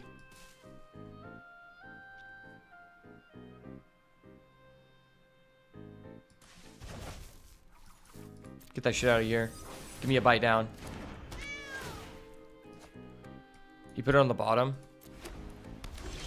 No, no, no.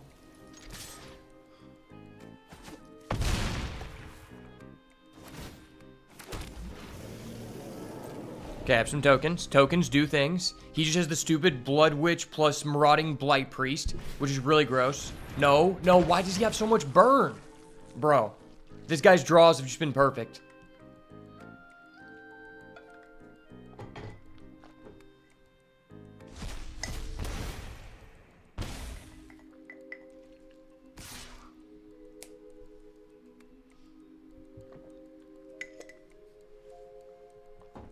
Let me tell you guys a little bit of something. Richard Garfield never intended for Planeswalkers to disgrace his game, and he never intended for players to get flooded this bad. I'm actually just fucked because he has this stupid-ass Blood Artist. Wow, that was unfortunate. Yeah, that guy was just a troll, man. He was just from the International Federation of Gouda. There was nothing I could do. He just drew his Liliana every single game. And even then, literally every single game went under the wire. I destroyed him in the first game. My deck wasn't even that good. That was sad.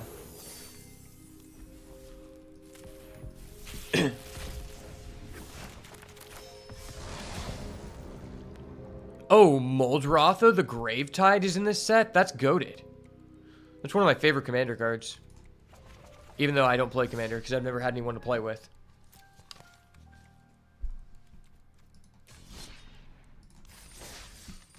Oh yeah, we're not doing sealed. Fuck sealed. I guarantee you this is a terrible sealed format.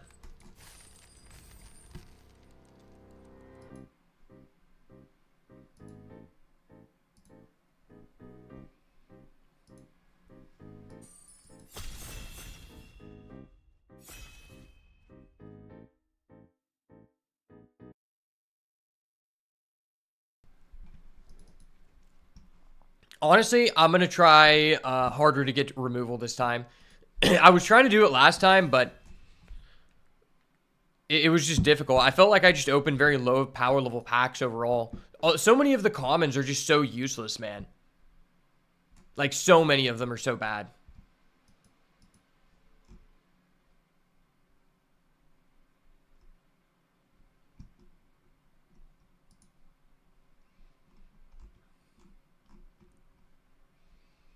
White black seems insane. White black actually just seems insane. And white blue seems insane. I think white is just the best color by far. All of white's cards are just so pushed.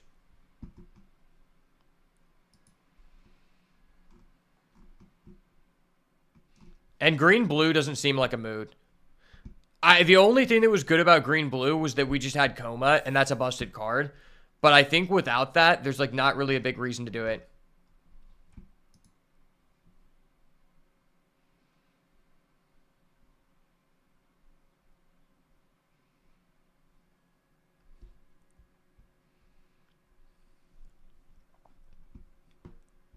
Also, we weren't offered any overrun. We weren't offered like really many ways to end the game.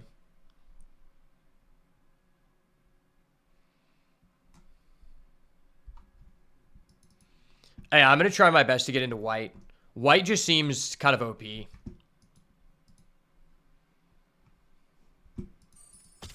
Alright, hopefully the judge doesn't need to get involved this time.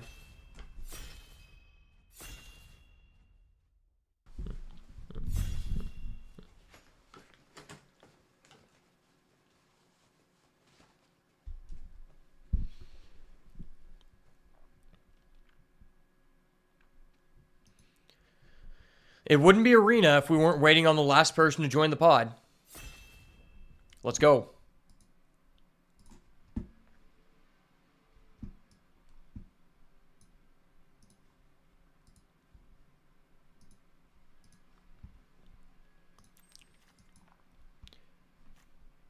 welcome to a Foundations draft on the channel. Rare is Prosperous Proportions. Don't know if I'm saying that right, but that's okay. Creatures get +10/+10, and Vigi. Is that a good card? I'm not really sure. Yeah, I don't think it's that great of a card. There's an Elvish Regrower. When this enters, return a permanent from your graveyard to your hand. That's a pretty good card. That's decent. Heir Apparent. When this enters, create a number of 1/1 rabbit tokens equal to the number of other creatures you control. Oh, that's not that good. Squad Rallier. Seeker's Folly. When you attack, target creature gets +1/0 and Menace. Elvish Regrower might be the pick here. Yeah, Elvish Regrower just seems like a pretty dang good card. There's also a Crackling Prowler. If something died, you get a 1/1. But we're going to start with the Elvish Regrower. Oh, we have two rares here. Exemplar of Light and Extravagant Replication. Extravagant Replication seems insane. Exemplar, when you gain life, put a 1/1. When one or more creatures are gain a 1/1 counter this way, you draw a card. Okay.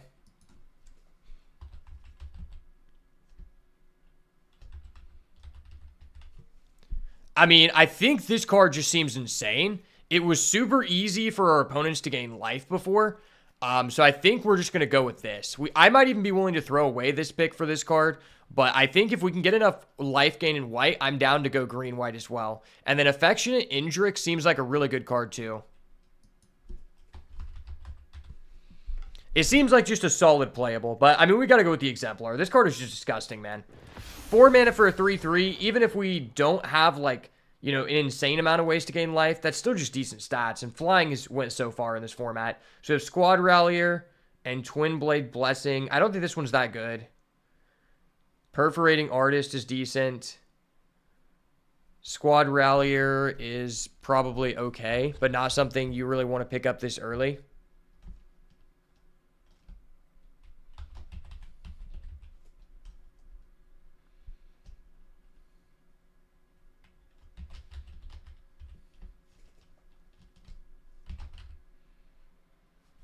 Marauding Blight Priest seems okay. What about Quickdraw Katana? Yeah, this is kind of just a low impact pack overall.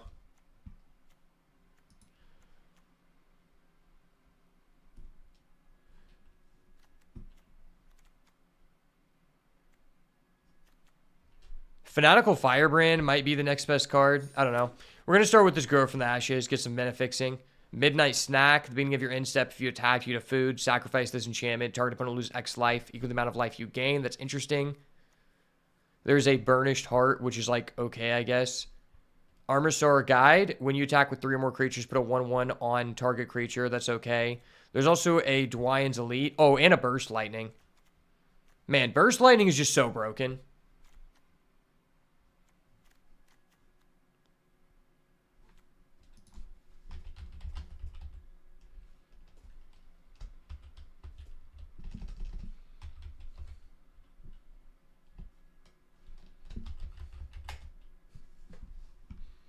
I think Burst Lightning is the best card, then Dwyann's Elite. And then maybe Treetop. You know what? I already have a decent green card. I think I'm going to pick up the Dwyann's Elite here. Inspiring Call is pretty bad. Billowing Shriek Mass. When this enters mill 3. 4 mana, 2/3 flying. Oh, there's an Llanowar Elves. Okay, that's good. Yeah, that's really nice, because we already have the Elite, which works with elves, and we have the Regrower that's an elf. Yeah, that's just a good one to be able to tempo out here. Beastkin Ranger worked out fine last time. Other than that, there is a Battlesong Berserker, which I think is a fine card.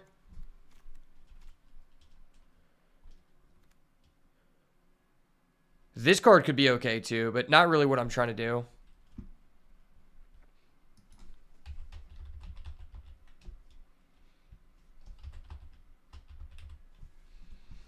Yeah, I think I'm just going to take the Beastkin here. And just stay green. Get another elf. Oh, there's an Overrun. I think Overrun is great. There's also a Wary Thespian.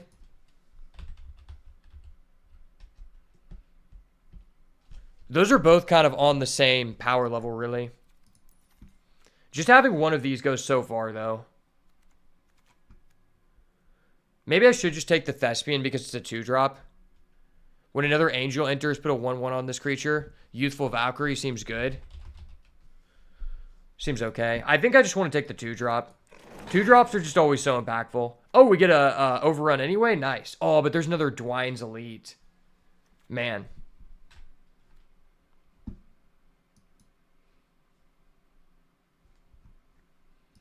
I'm probably just supposed to take the Elite again, I guess, since I'm getting so many elves.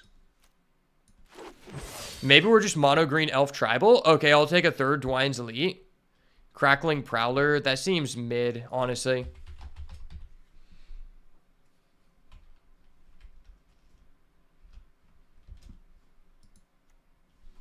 Oh, it's Cackling is what it is.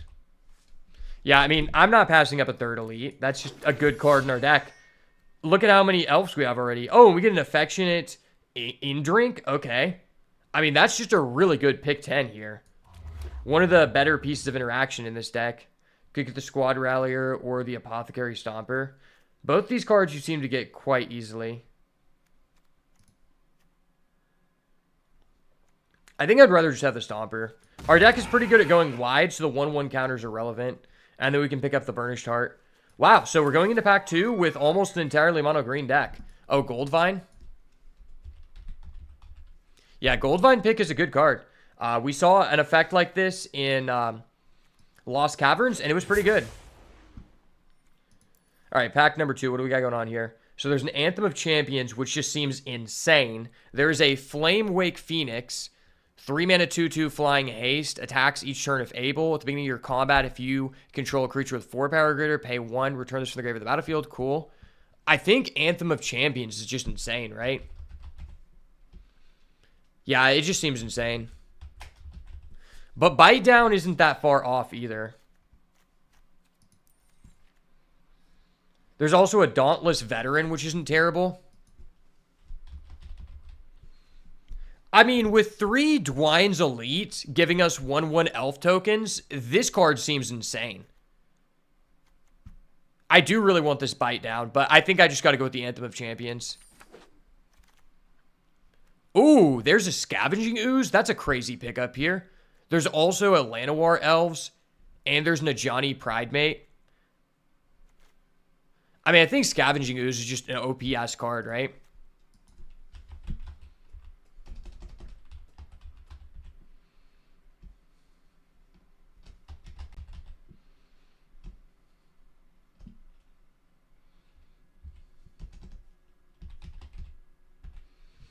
I also think that Llanowar Elves is a really good card too, but I think Scavenging Ooze is just too powerful.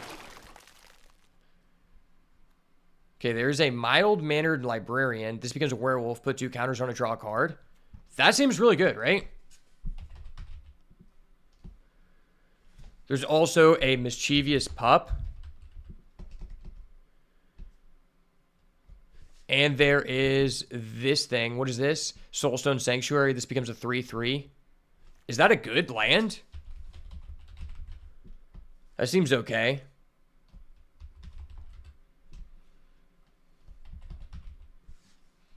I think we're just going to go with the mild-mannered Librarian. I mean, this just seems insane. Works great in our mono-green go-wide deck. Angel of Finality. When this enters exile target player's graveyard, there's a Cathar Commando, a Giant Growth, or a Cackling Prowler. I mean, Cathar Commando might be the best. Angel of Finality is decent.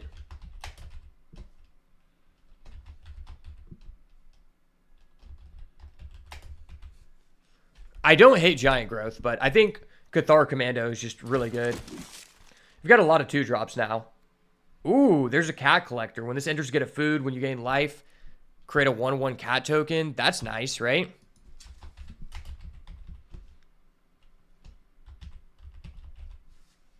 We could also just get another Elvish Regrower. I mean, we have a lot of 2s. Like, this is a cool card, but I think this card is just really good in our deck. It just allows us to keep getting value. Yeah, I think I just want the Regrower here. Stay green. Stay green, stay clean, baby.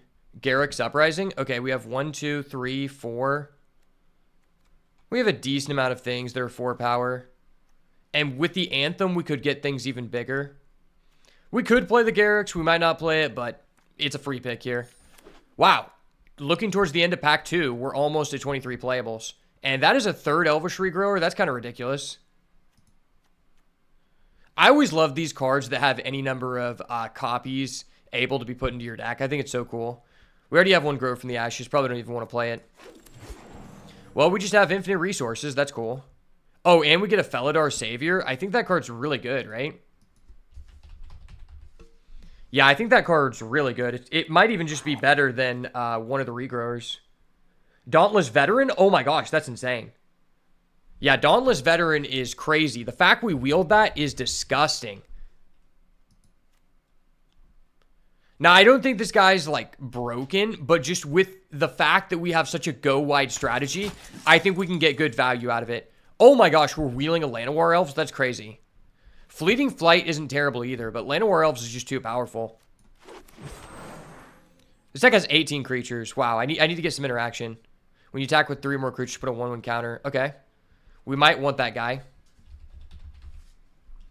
This is a deck where I actually don't feel bad that I have so many creatures. Take the red-green land. Going into pack 3, I just need interaction. I'm good to go. Honestly, the Quick Draw Katana might not be terrible in this deck. All right, pack number 3. And we see a Planeswalker, Chandra Flameshaper. This is the 7-mana one that's kind of gimmicky. But Planeswalkers are Planeswalkers.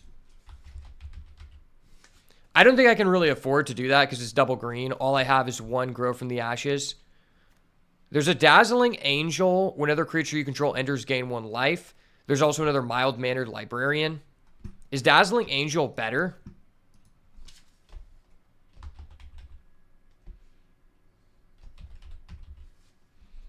I think mild-mannered Librarian is just a better card, honestly. We might actually get this back on the wheel. Wow, we have a lot of 1-drops. Oh my gosh, and we can take another Anthem of Champions? Hold up. Wait a minute. Something ain't right. Wait, but there's a Glitleaf Dane. Other elves get +1/+1? Wow, that's crazy. And then you gain 1 life? Dude, that's insane with our deck because it works with the Exemplar. I mean, I just have to take this Anthem though, right?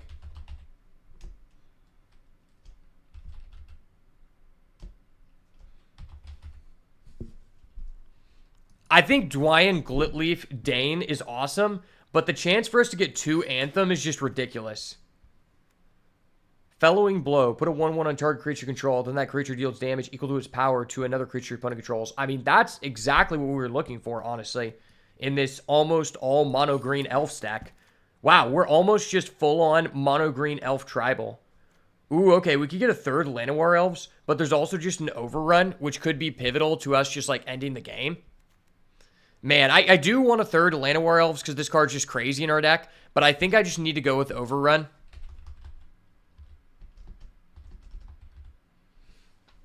Like, just to give us a finisher. It's hilarious there's Swiftfoot Boots in this. That's obviously intended to be a commander card. Time Stop, end the turn. Why is that in here? Oh, and we get a Bushwhack? Crazy. Yeah, Bushwhack is probably going to be pretty good too.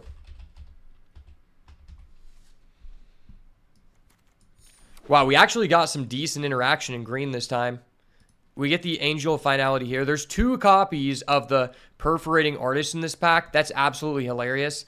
There's also a Broken Wings I could take for the side deck, but I think I'm cool on that.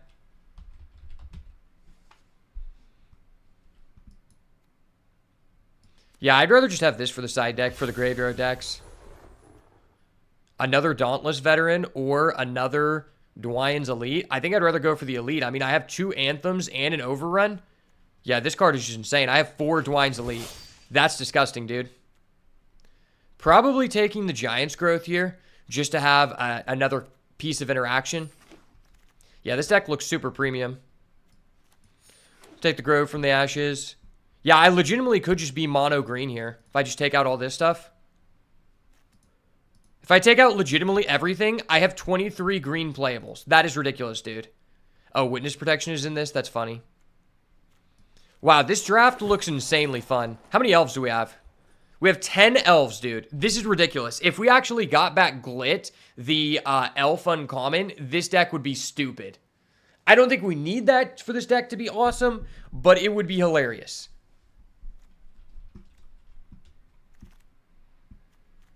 Oh, and we get another Felidar Savior. That is definitely going in the deck.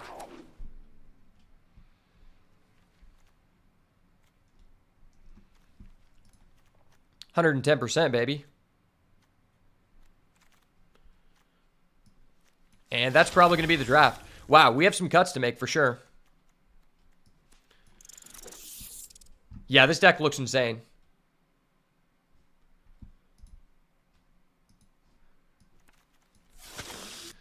I was thinking previously I wish I would have taken the bite down too, but with how much interaction we ended up with, I feel great about this deck. Okay, so let's add in all the cards that I think are good.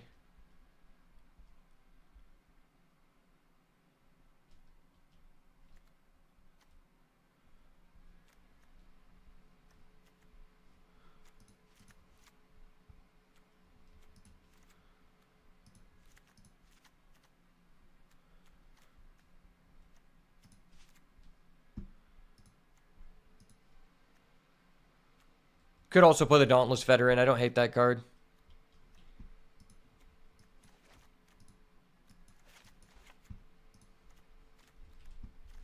Bushwhack is also just pseudo a land. It's just a pseudo land, which is great. And so are Llanowar Elves.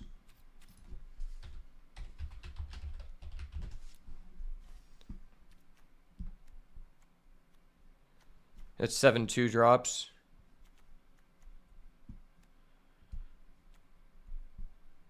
Could just cut that guy. He's not really needed. Got the Garrix.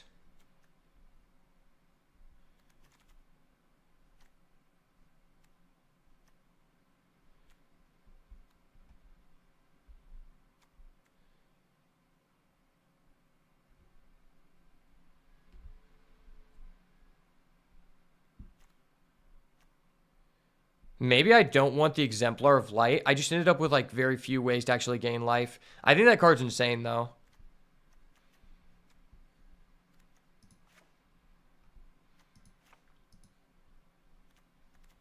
This deck has 19 creatures. That's ridiculous.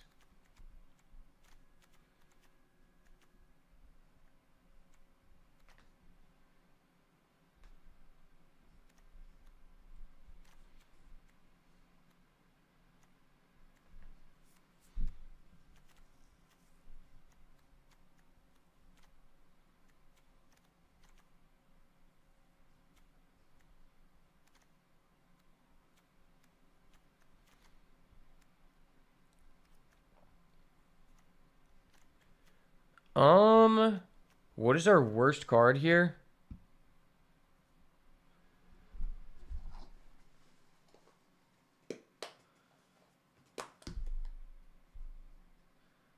Maybe I just take out the Gold Vein pick, but I just have so many creatures.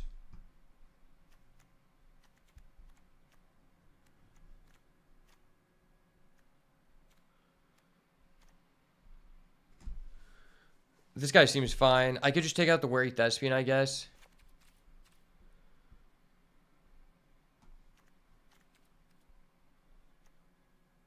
Cut maybe this guy.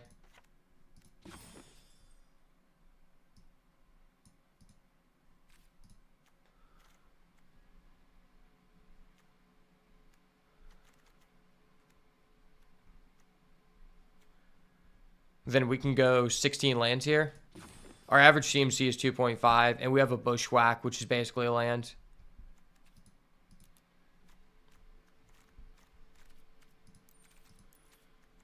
Anything else that interacts with the other player?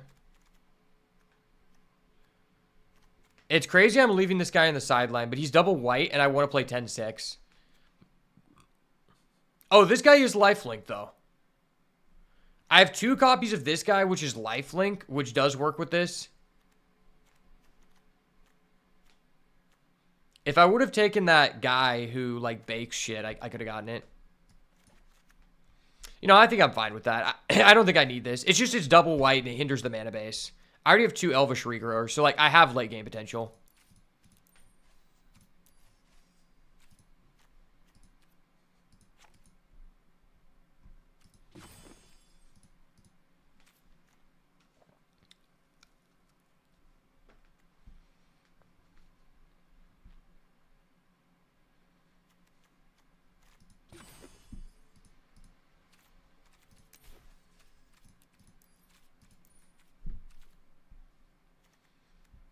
Would it be better maybe to just cut the Commando to play the Wary Thespian?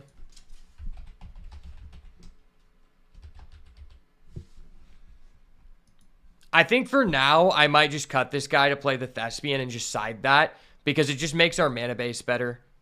Because now I'm only running 4 white cards.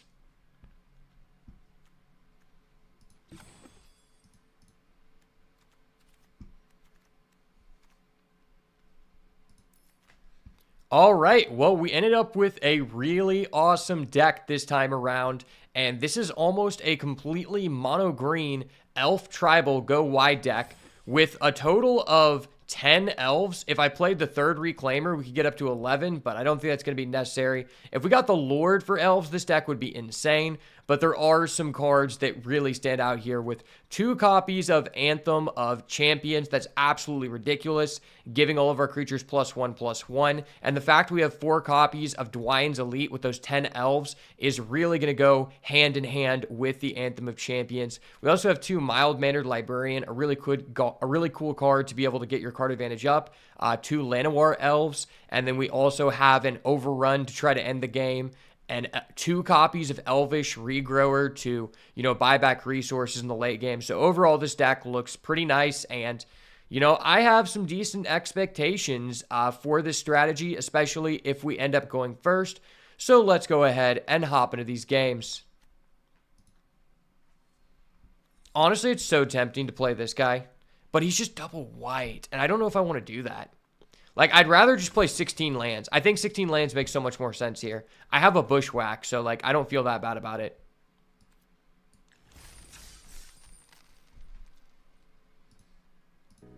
Bushwhack is one of my all-time favorite cards. I just think it's a cool card.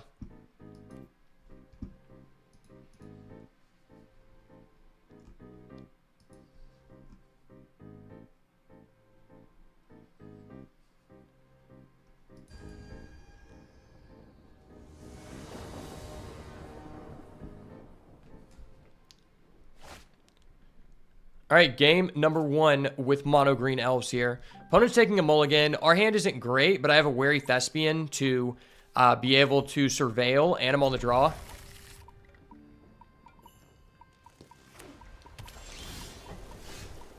Oh, don't mind me. I'll just start off with the turn 1 Llanowar. Llanowar. I fucking knew Tempo. Let's go. Yes, sir. 1 drop, 3 drop. Who this, baby? Who this? If we draw a white land here, it's actually insane. Prideful Parent. He gets a 1/1 cat. That's kind of OP. Hold up. Wait a minute. Something ain't right. And this has Vigilance. That's a good card. Damn.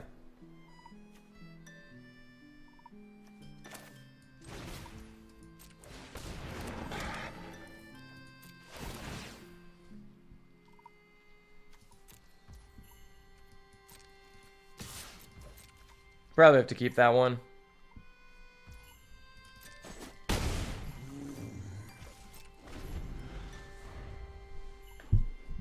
Just hold up the giant growth for now.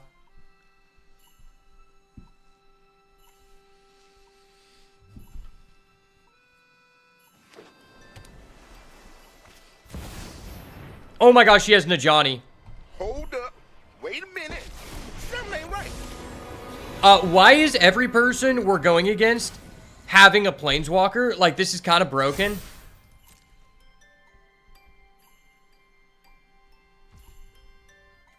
Legitimately, every person we're going against has a Planeswalker. Like, can someone call the judge, please? Like, this is kind of unfair.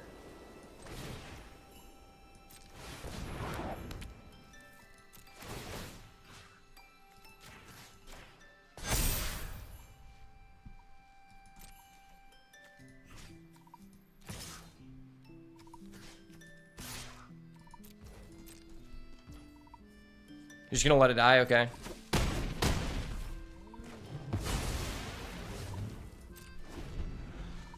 Yeah, everyone we're going against just has a Planeswalker. This is one of the better ones. Ajani's just insane.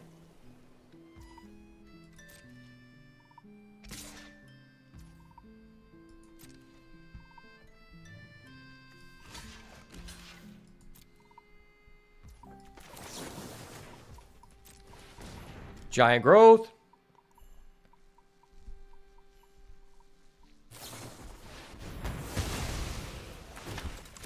Okay.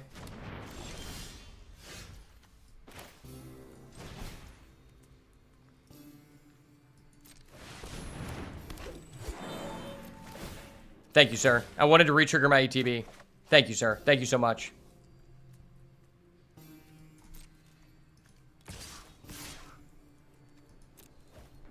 I really appreciate you.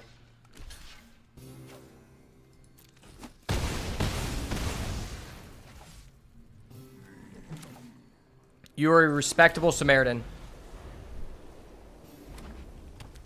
He draws a land. You love to see it. Let's go. The boat, baby. Believe in the elves. Elf Johnny does it again, baby.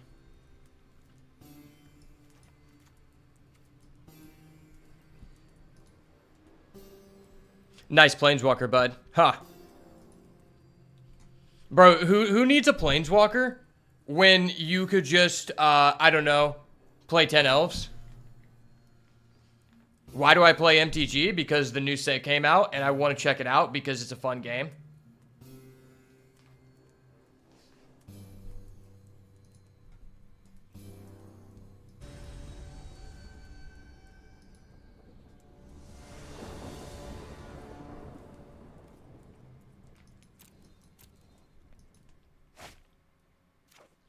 Okay, this is insane.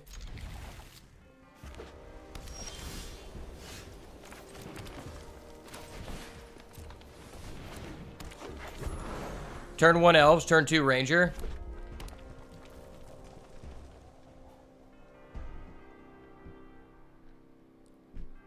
As long as he doesn't kill my elves. Okay, he's not doing it. Cool. Oh, and we get a land based.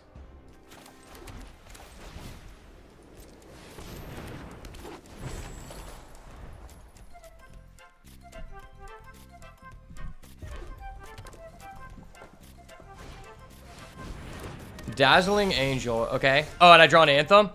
I fucking knew it. Oh. That's actually so based. This just gives me so much damage.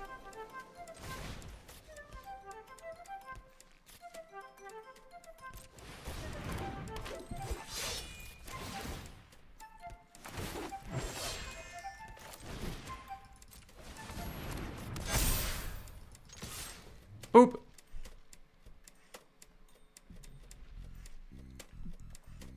You know what's so funny is if we draw a land next turn, we just overrun and the guy probably dies.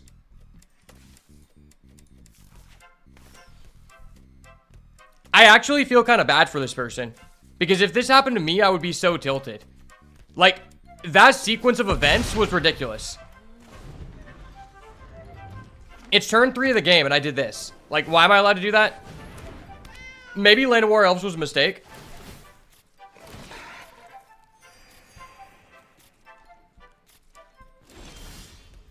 This is the epitome of a day 1 deck. Okay, I didn't get a land. That hurts. That hurts my feelings.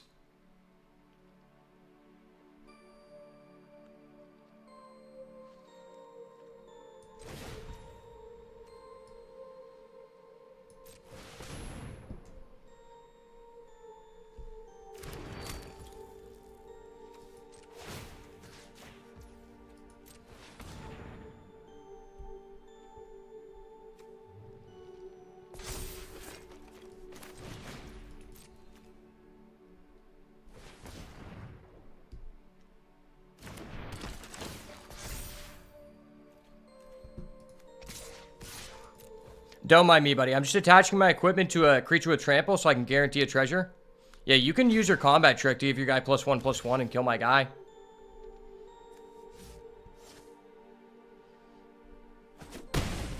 He's just taking it? Okay, is there an AoE I don't know about? Is there like an actual AoE I don't know about? That would be so scary.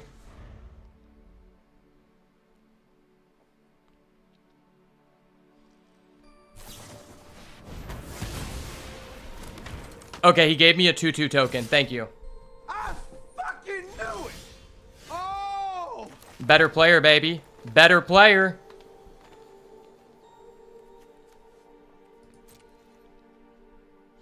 Don't hate the player. Hate the elves, baby. Let's go.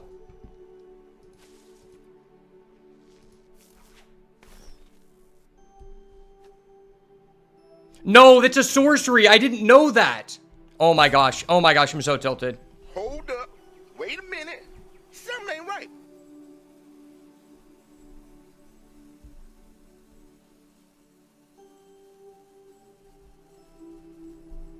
It's okay. I meant to do that.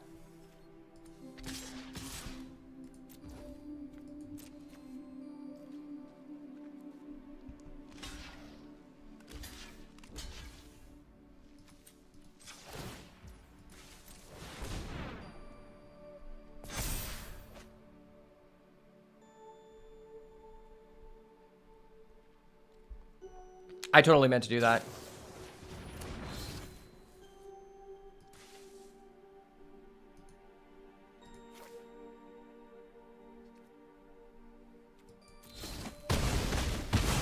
Auto assign lethal. It tried to get me to do that. Hell no.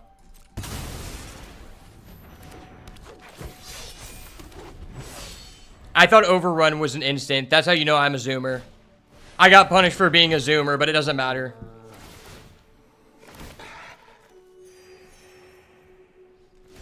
Elves is so busted that you don't even get it punished for being a zoomer.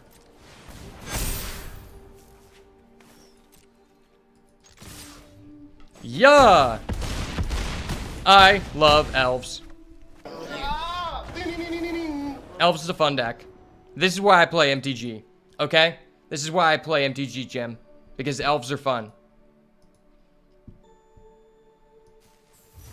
I like pub stomping people for not respecting Land of War Elves.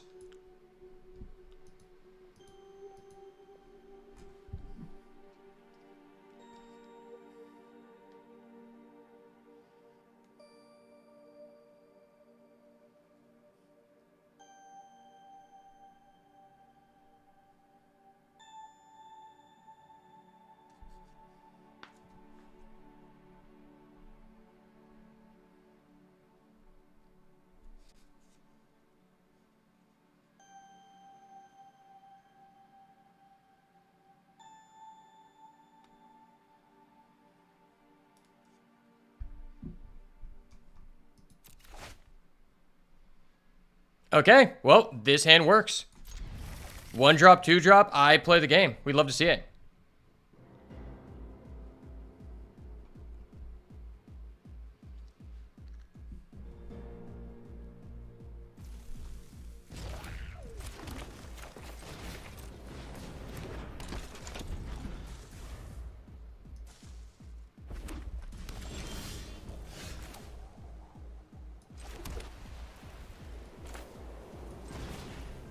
Well, I think I might as well just do this.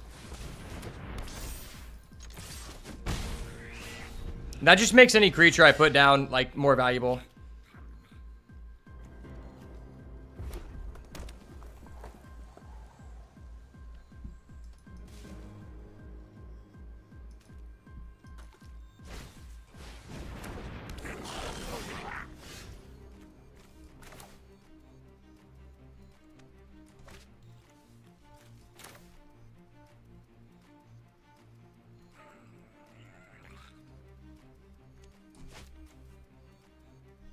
What does this do?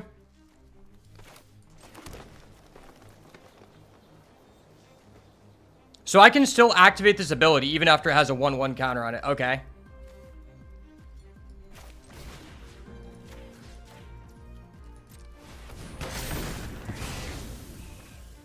That's really good.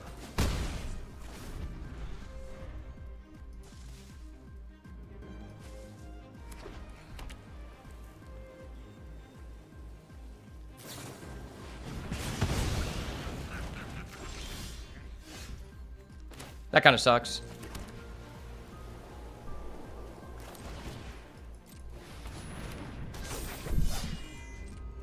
I mean, it's still a 3/3. And if we draw another one, which we have 4 copies, that would just give us 2 more 2/2s. Or a 3/3 and a 2/2.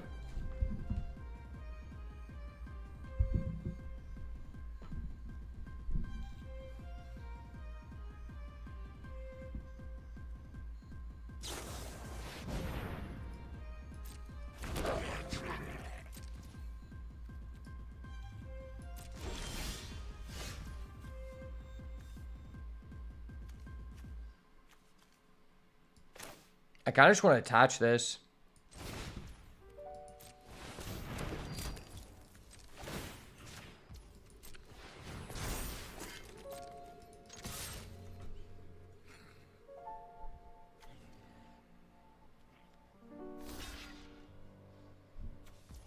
This card seems so underpowered versus the blue one that's uncommon and gives you 2 1/1 flyers at instant speed, and you also stun something. This makes you choose, and you get 2 1/1s on the ground. But I guess you have the opportunity to choose like a full AoE buff, so I guess there's advantages to that one too. In a vacuum, the blue one is just way better.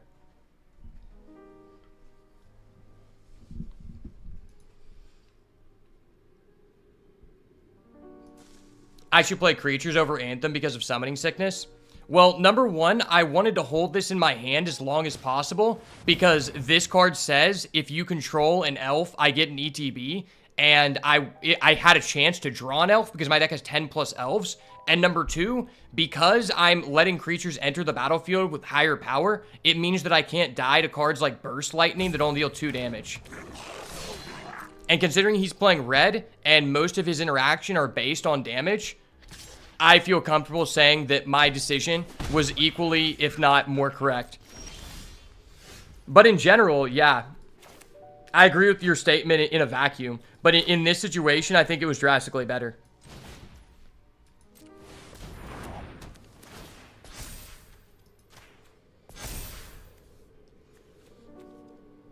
Okay, why the hell is this card so broken?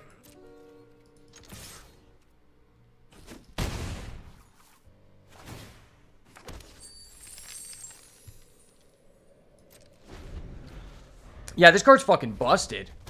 You don't even have to spend mana to use this ability? Who made this card? Like, I'm sure in Constructed, this is just a dud. But it seems very powerful in Commander, too.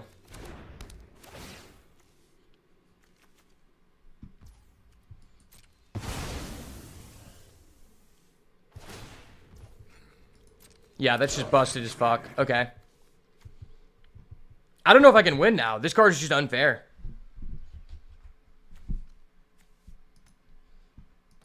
If I draw a Bushwhack, I could kill his guy and maybe come back.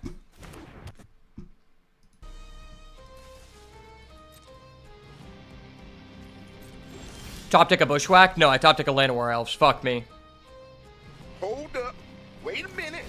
Something ain't right.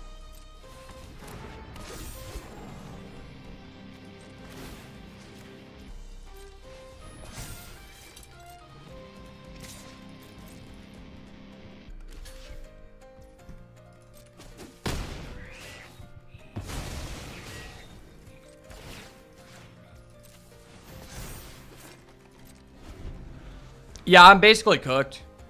Now he's just getting 4 goblins. Like, why does this not...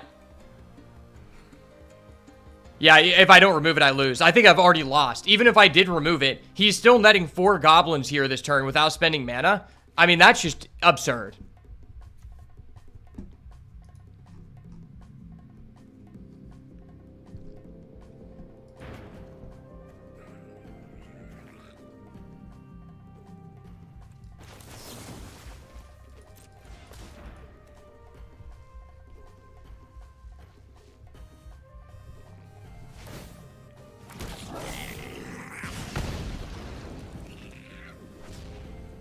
Also, why is this ability instant speed?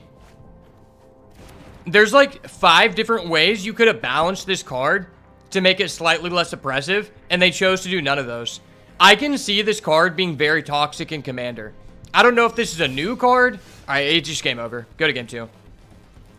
Yeah, I don't know if that's a new card or not, but in Commander, I'm sure it's really toxic. Because a lot of people like to use that King Mudka guy who just looks the top 7 cards of your deck, reveal any goblins, put them on the battlefield, and you just win the game.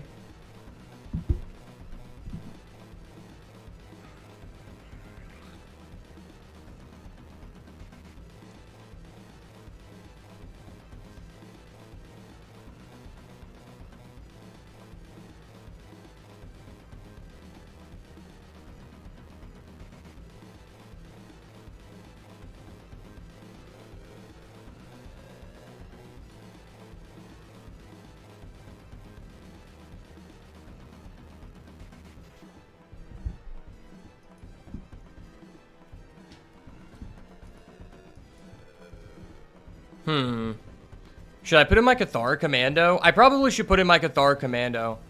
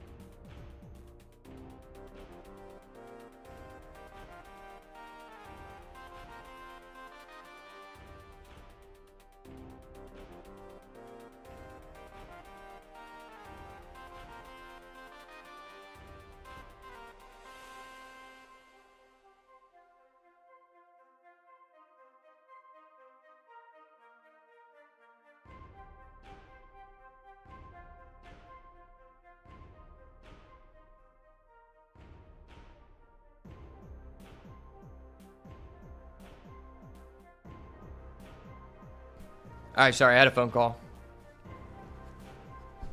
Alright, let's hope that our opponent doesn't draw that card again. Okay, so I don't have a turn 2 creature, but I do have an Anthem. And I think Anthem is just super impactful in this matchup because this guy seems to have a lot of 1/1s. So I think I'm going to keep. It's a reprint? Oh, okay. See, that's something I would never know because I don't play Commander. I also just... Oh, okay, that's amazing. I also just don't play Magic every single set. I usually just play the sets that I want to play and enjoy, and I just have no FOMO about it. Because there's some sets I genuinely don't enjoy, and this might not be a favorite for me. So I may not play it all the way through, but for the first week or two, I'll definitely give it a try. I'll try anything twice. That's what she said. So I'm going to play this here first, because I want to extract more value from my Dwyne's Elite since I have an Anthem. If I didn't have this, I'd definitely throw this down, but this is a elf. So if you play this on 3, we play this on 4 if we get another 2-drop. Okay, and we get a Falling Blow. I'm probably going to need to save that if I can for his rare. Hopefully he just, like, plays that on curve. And now this doesn't die to that Burst Lightning. I think that's what it's called. Yeah, Burst Lightning. Because Burst Lightning only does 2. And if he kicks, he can deal 4 instead. But he doesn't have the mana to kick. Okay, we get a Mild-Mannered Librarian. That's actually huge. Because this is going to give me, like, a lot of game pieces. I kind of messed up by just hastily throwing that down last time. Play this first. We're going to get 2 procs on this guy. So this guy can deal up to 7 damage here. Yeah, this card is, like, honestly, I think situationally a B-. If you have, like, the right deck for it, like us, I think this card is amazing. Because, like, the floor on it is so high. 3/3 with Trample is just okay in this format. That's really low power level. But I've gotten it up to a 7/4 on turn 4 of the game. I've definitely extracted the highest ceiling you're going to get with this card. And this card seems great.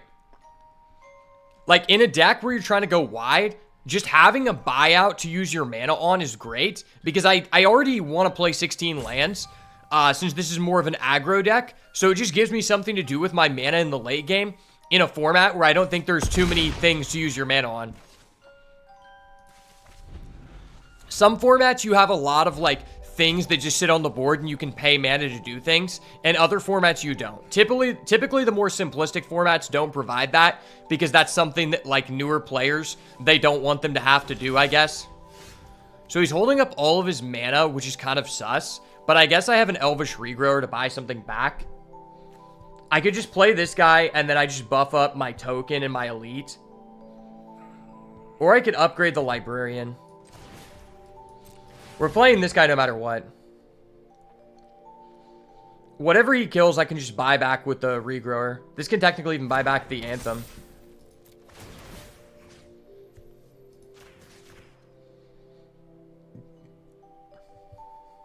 And I think he might just be kind of cucked because he didn't draw a white. I'm hoping that he doesn't have something really OP. Okay, he just had a Burst Lightning. So yeah, my Anthem actually just played around his Burst Lightning really well.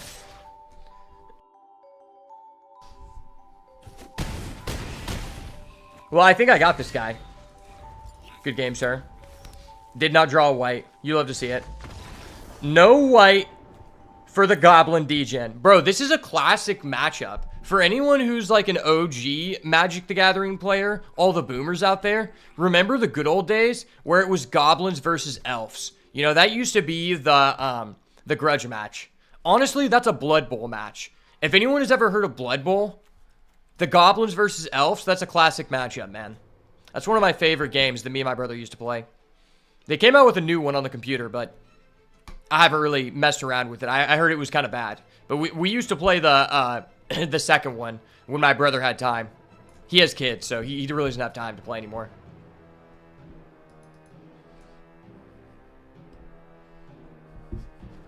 Remove my 6-drop? Well, the thing is, I have a Bushwhack, which can search for a land, and I also have multiple Llanowar Elves. So I don't think it's really hurting me to have that one top-end card in there.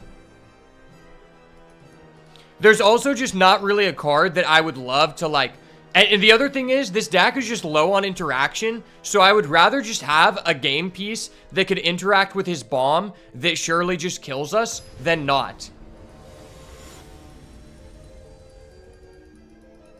I don't think I need more 3s at all. I want to just be double spelling. My deck already has 4 4-drops. That's like an ideal curve. Okay, this hand's fine.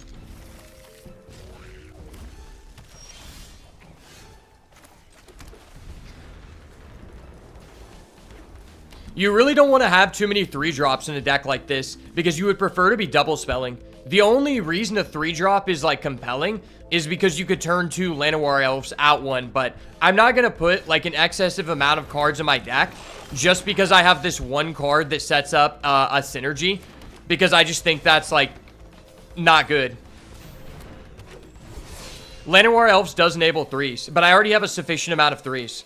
I'd rather build my deck. If I had more premium cards in the sideboard to put in there, I would do it. but I have to sacrifice card quality drastically to do that, and I don't really want to do that.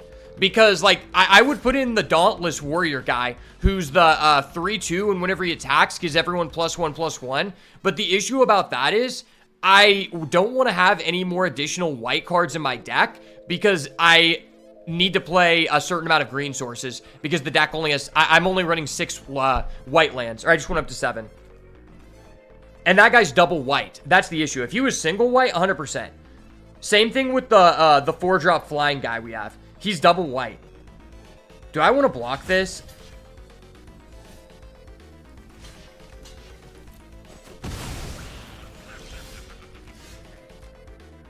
Wait, what's happening? Oh, fuck. Okay, that sucks. That sucks really bad. Wow. I got bricked up. I'm bricked up, Shoddy. I'm bricked up. That's unfortunate. I guess at least my Elvish Reclaimer gets me back on the board. And then I just buy back this guy. But passing against an aggro player just really hurts here.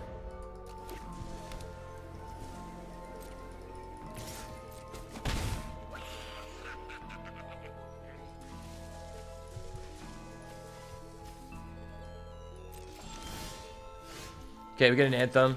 Sure. The reason I wanted to trade is because I don't have much interaction, so I really want to trade 1-for-1. And if he brings out his goblin guy that benefits with other goblins, I'm going to be in jeopardy. Plus, I wanted to be able to get, if I didn't trade there, what would happen is I would have this Elvish Reclaimer and I would have nothing to buy back.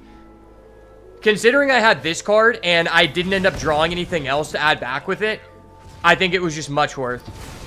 And he seems to be pretty bricked up here. I can just go Elvish Reclaimer, buy back Elvish Reclaimer again, which is just really nice. Wait, that's kind of broken. Maybe I should just play a third Elvish Reclaimer. That sounds hilarious.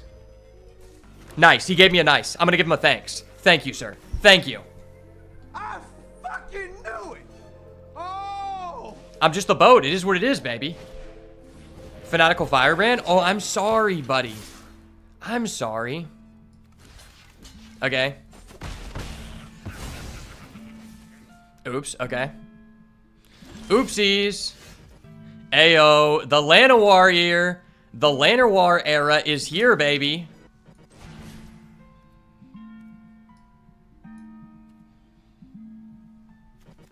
I don't think he can pay for the kicker on the Burst Lightning. I'm pretty sure that the kicker on the Burst Lightning requires an additional red. No, he can. Okay. So it doesn't really matter.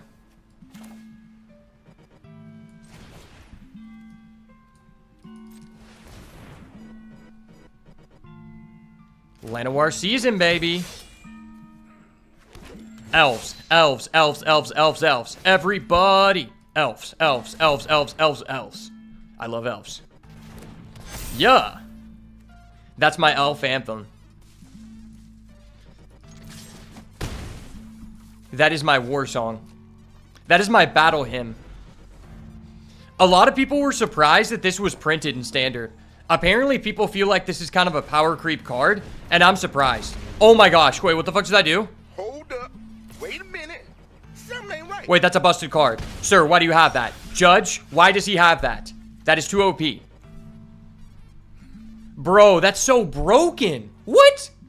Wait, this guy is playing a low to the ground, as possible, aggro red-white goblin deck, and he just throws in a 7-costed card?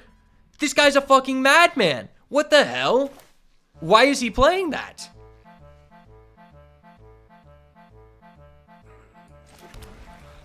And I don't have a triple green. That hurts really bad.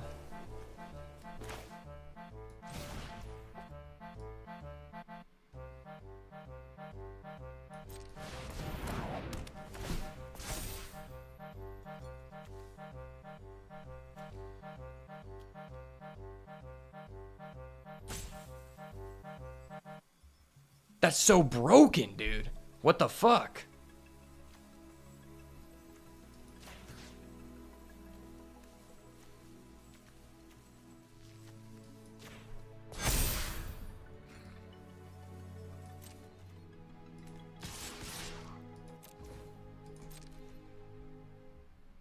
Dude, this guy's a jiggy bastard.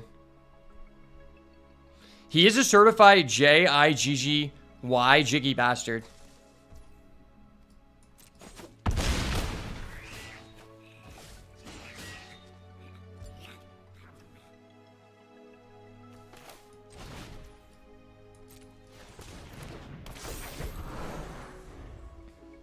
Dude, that's so sacky. This red-white aggro Timmy just has a random 7. I would not put that in my deck. I'm not gonna lie. Okay, he just top decked like a motherfucker. He top decked like a motherfucker. This is some bullshit. Hold up. Wait a minute. Something ain't right. So why is this allowed again? Why is this guy allowed to do this?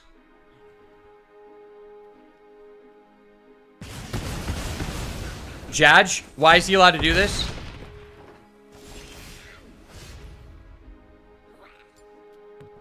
I was so close to killing this guy. He does not deserve this W. He did not deserve this W, brother. Fuck this guy, man. Wow. Dude, this guy's from the International Federation of Gouda. That was actually so bullshit.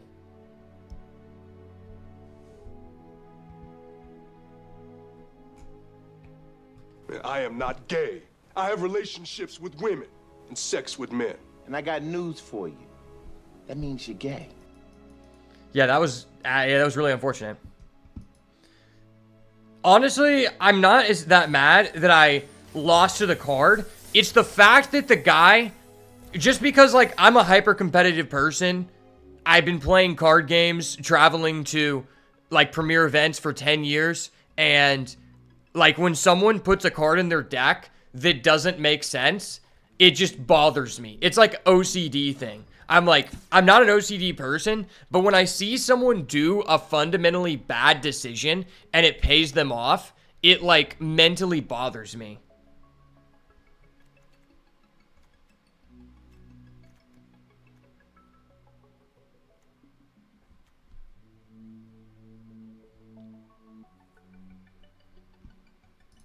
So if you want me to put in another 3-drop, what would I do? Because you got to realize this deck only has 1, 2, 3, 4 pieces of interaction.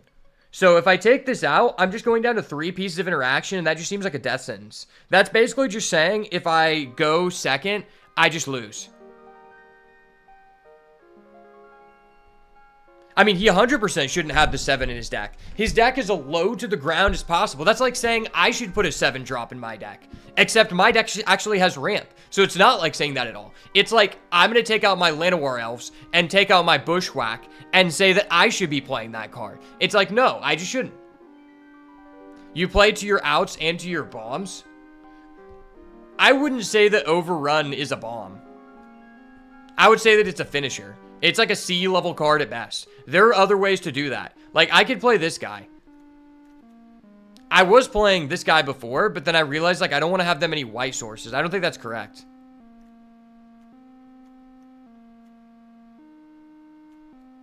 I am willing to, yeah, my deck does have no bombs, but it has a lot of synergy. Okay, well, you could, I wouldn't, I guess the difference between what I say is a bomb and what you say is a bomb is something completely different. To me, a bomb is something that, like, is almost if you don't answer this card immediately, like, you're sure to lose. What he had was a bomb.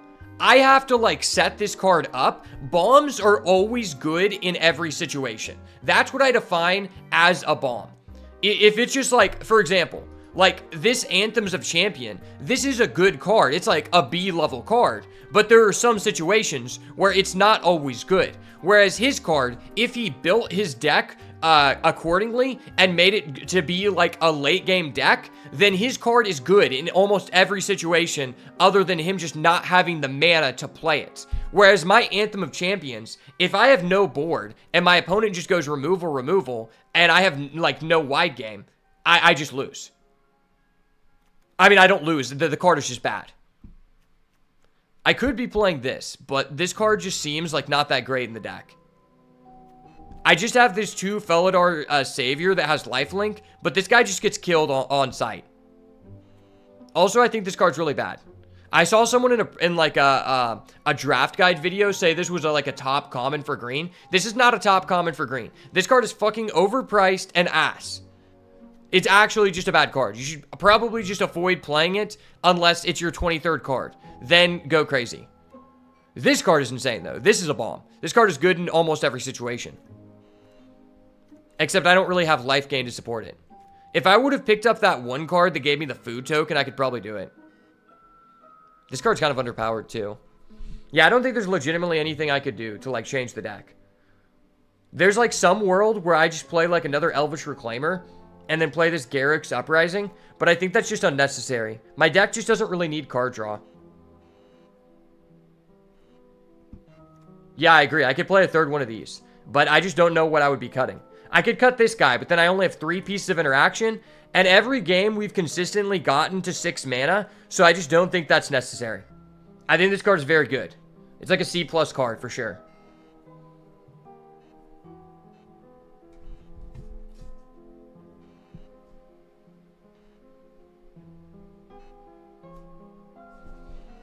Alright, let me go feed my dog real quick, and I'll run it back.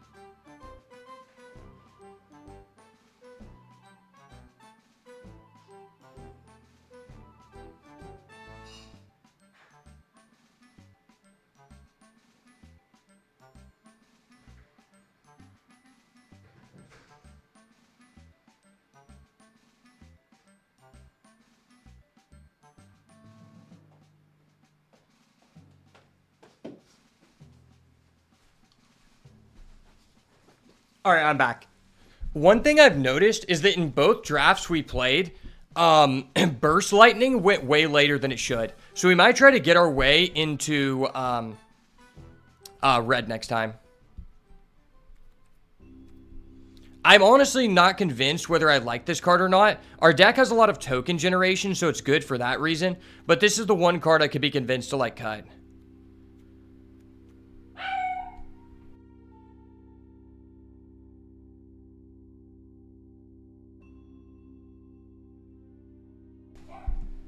I think this card has been decent, but if it's a more grindy matchup, I'll put in the Elvish Regrower.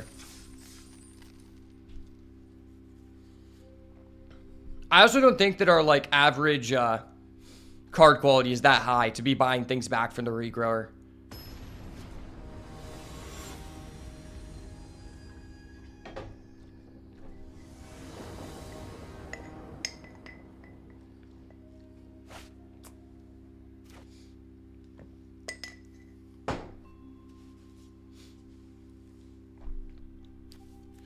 Okay, so I don't have an elf for this, but yeah, I think this is just fine. This is just a good hand. This hand is just nice. Honestly, I really like this card. The way this card is designed is just so cool to me because I love werewolves.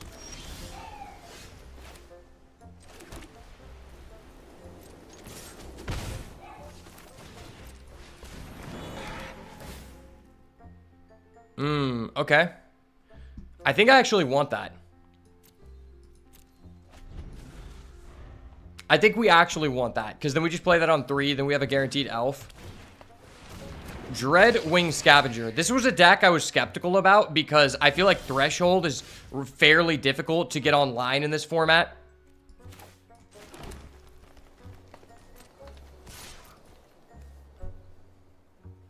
This card is good, though. I don't know that the Threshold deck is that great.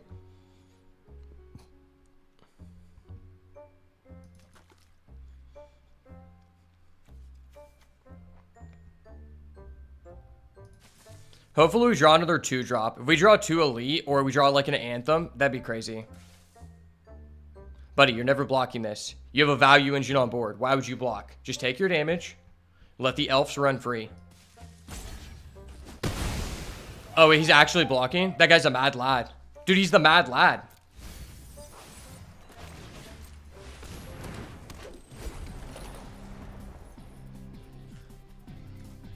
The Wary Thespian is actually, like, pretty good in conjunction with the Regrower. Because we could just mill something. He's gonna bounce that back. Okay. Ooh, that's nice. Just buy back the Wary Thespian. I could also just attack, activate ability, and then trade off. I think it's more important for us to get on board. Because once we have 2 things, we can actually do this. And it's like relatively important for us to get an elf out right now. So I'm going to do this now. I'll just buy back that. And then next turn, I can go Beastkin Ranger plus Elite. Oh, he has another one. Okay, that's why he blocked. That was respectable. I haven't seen any gold cards besides the red-black one in our drafts thus far. But the gold cards seem to be pretty pushed overall. Oh, that's just a hard counter to this guy's deck. Wow. I fucking knew it. Oh. Yeah, that's actually just insane. Probably next turn we'll put this out and just clap him up.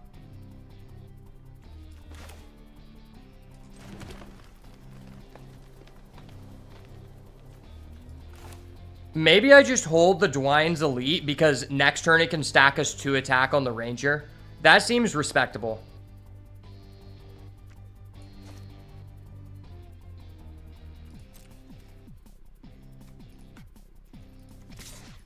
I'm willing to trade this off.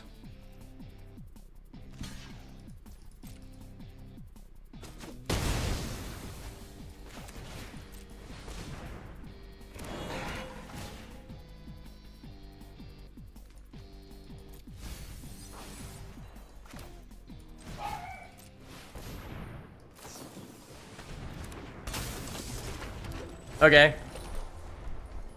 Well, now next turn, I just play this, and I can exile 3 creatures.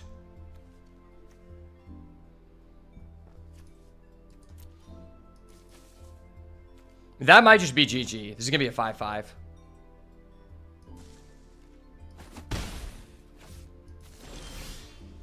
Oh, I get another Dwyne's. Dwyne's?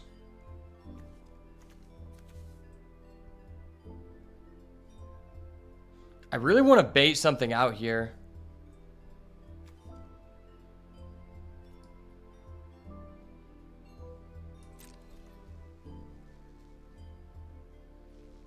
Use an effect, please. Okay, cool.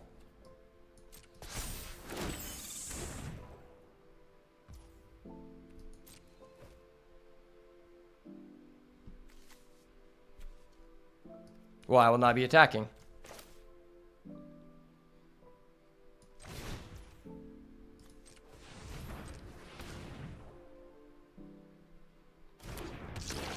Don't mind me, sir. Don't mind me.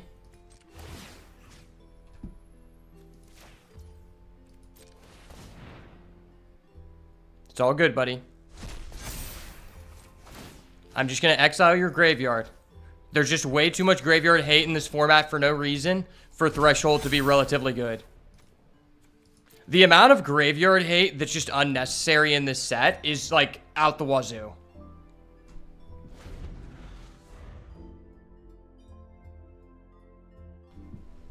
It's actually just completely unnecessary.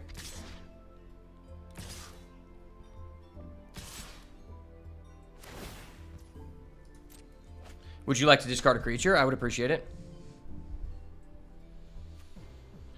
We would appreciate a creature discard here, bud. Oh, nice. Oh yeah, I'm gonna scavenging ooze that. That's fine.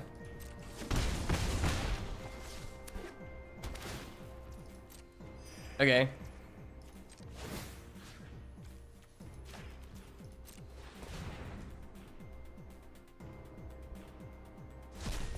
Ayo. Alright, that's a card. That card does things. Maybe he just has another one of those things that stuns me.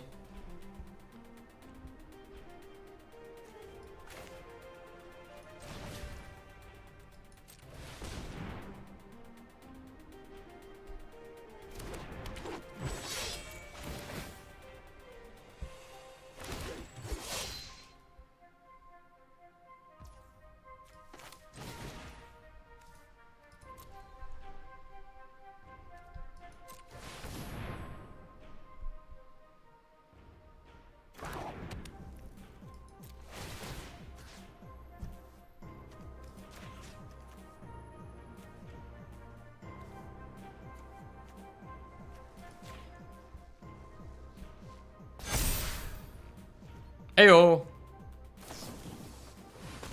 Oh, what do you know? This guy had 2 of those fuckers. Of course he did. Oh my gosh. This guy's a dirty bread baker.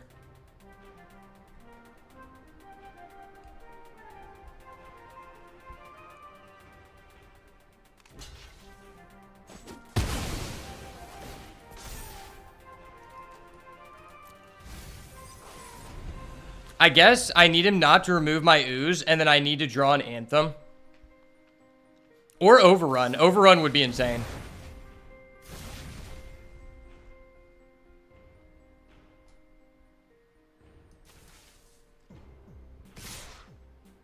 Maybe he has an AoE. I don't know what AoEs are in this format.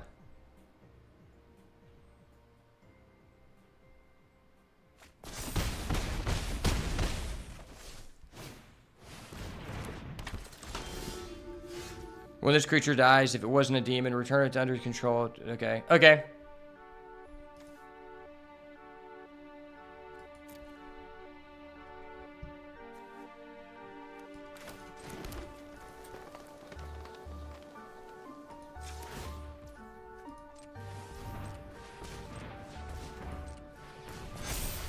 That was ass, but whatever.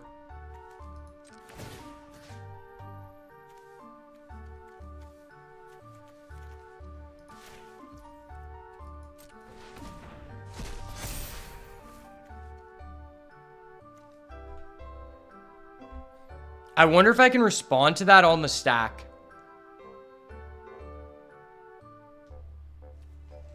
I'm gonna hold full control and see.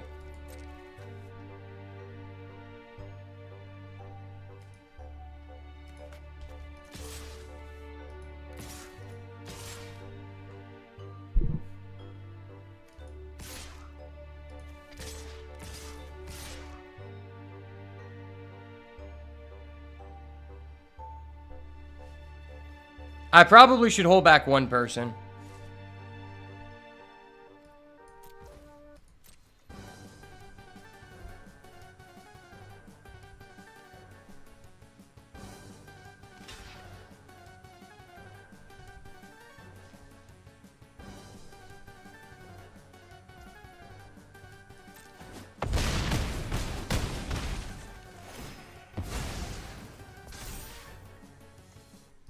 Okay, I can respond to it on the stack.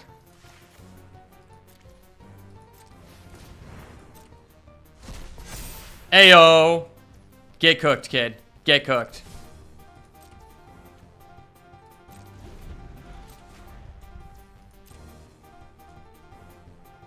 Wow, Scavenging Ooze is disgusting. It's already 7-7. This guy's a mad lad.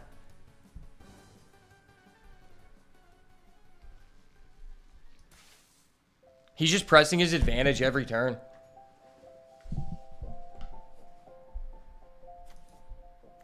When this dies, create a treasure token. Self-reflection, what the fuck? That's gross. Oh, that's so disgusting.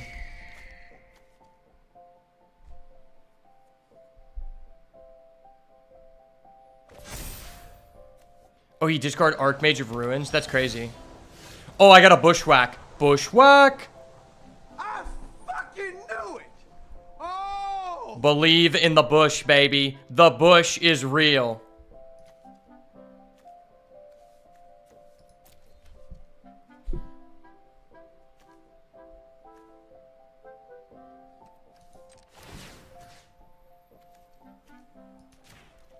Yeah, let's get rid of that. I like life.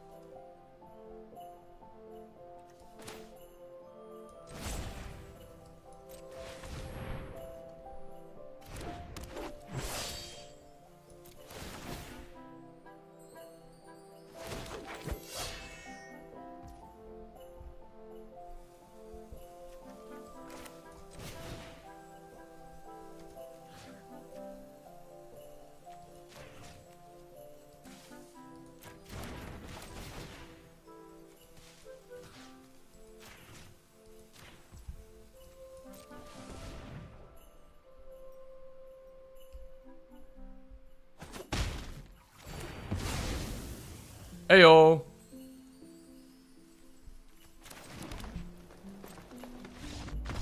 Let's go. The Bushwhackers Anonymous takes another one. Believe in the bush. Believe in the whack. I used to play Fortnite. I used to camp in the bush until I whacked people. Those were the good old days. The good old days indeed.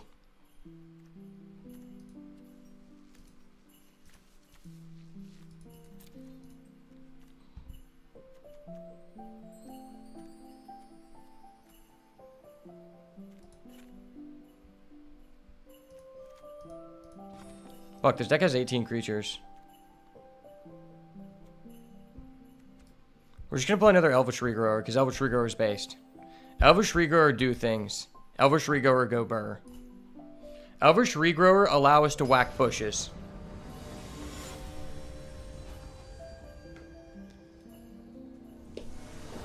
You didn't know I played Fortnite? I mean, the game came out when I was 16. I played when I was like 16 to like almost 18. I played the game before it came out. I played the PvE game that was originally announced like 3 years earlier. And I remember the first day that Fortnite came out.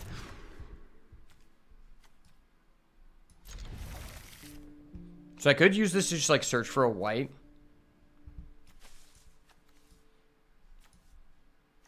I think this card's just too powerful. I can use this to search for a white if I need it.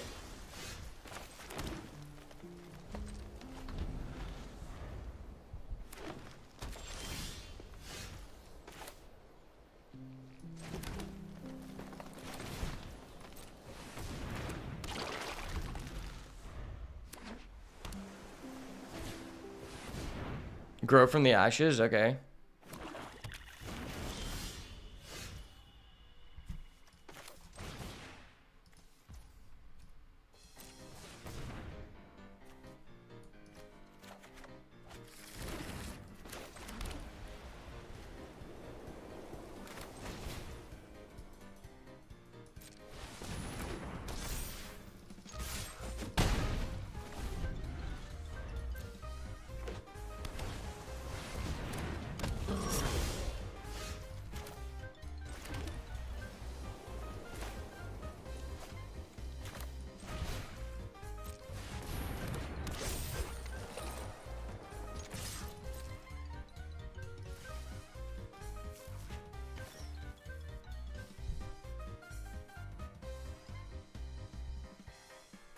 Oops.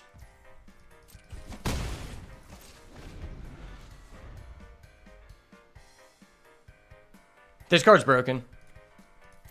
Yeah, that card's actually just disgusting, man. The chances of you winning when you slam that card are just so high.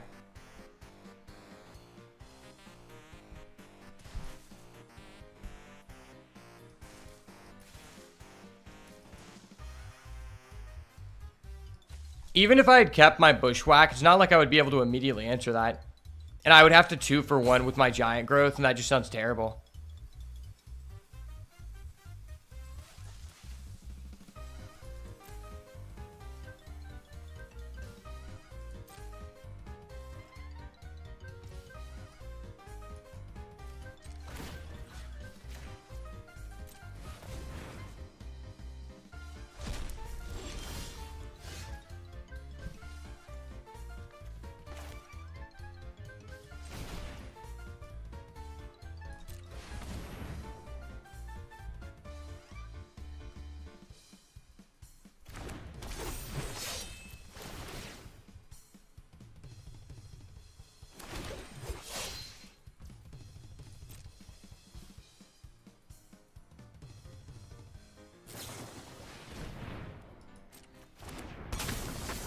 Okay.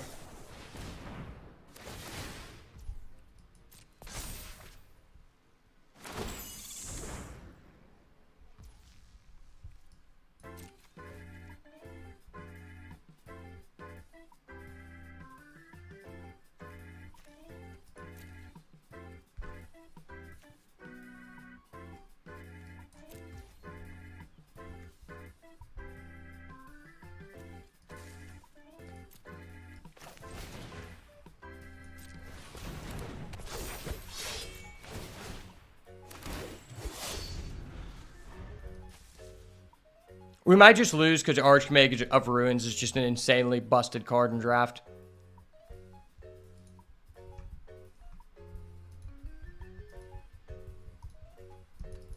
More like Archmage of Game Losses. Elementalist Adept is surprisingly a good card.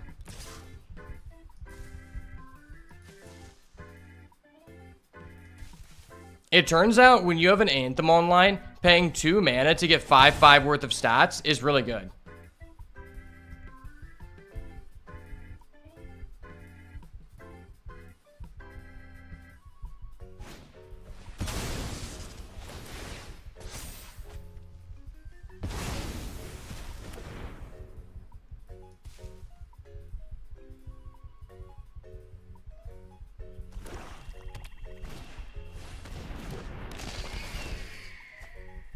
That was insane. That really sucks. Okay.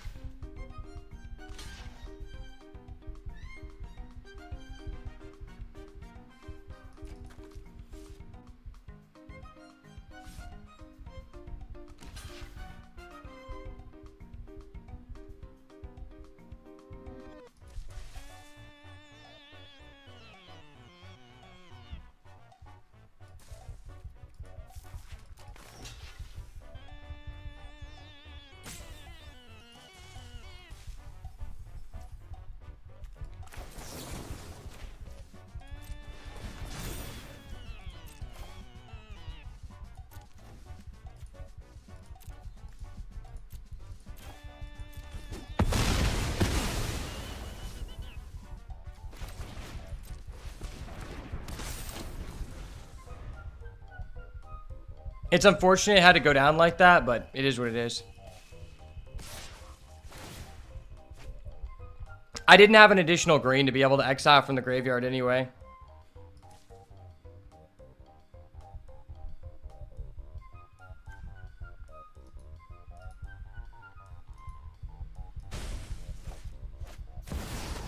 Bro, what?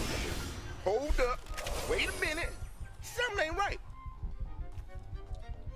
Why the fuck does this guy have this?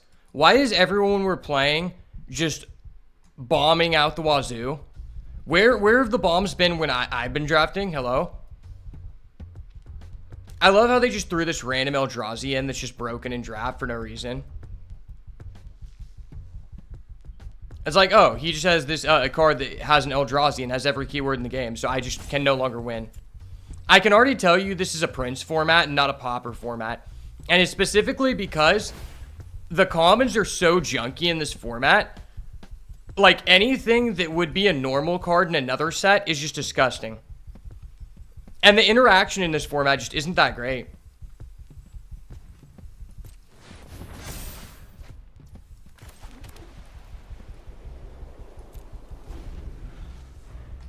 Actually, there's no way for me to answer this. I think I just lose.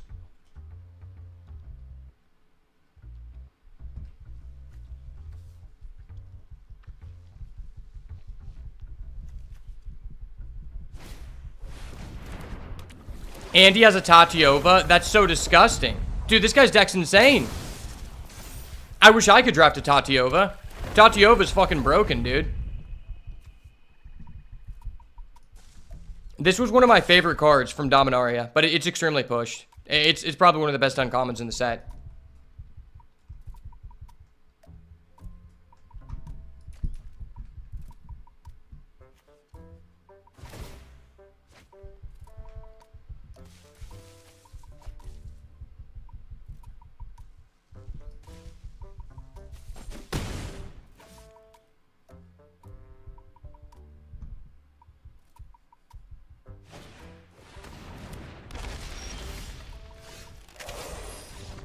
Go next game. That was disgusting.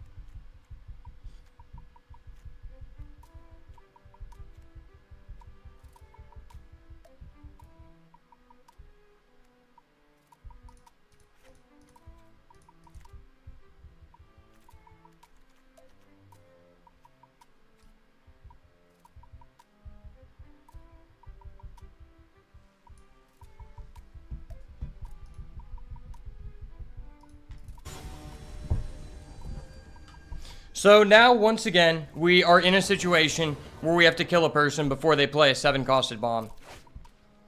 And that is a terrible hand. Wow, that's so fucking garbage.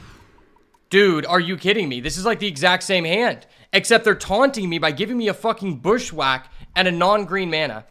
That's so toxic.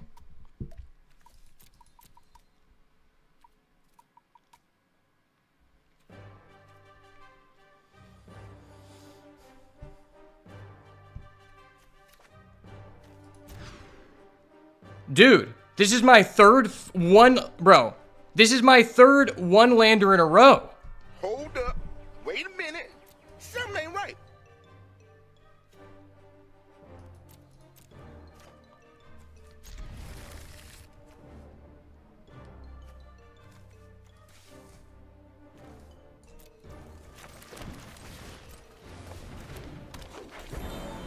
I think I'm cooked. Yeah, I just don't think I can win the game now. That's so shitty, man.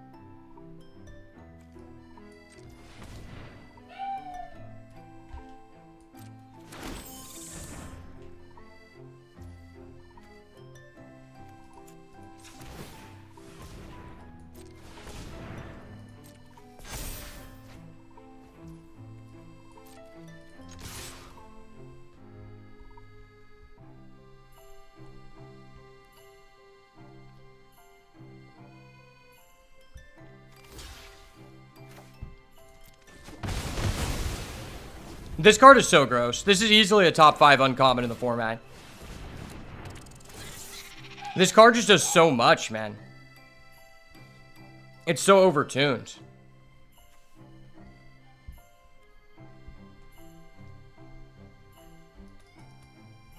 I need a white mana, really.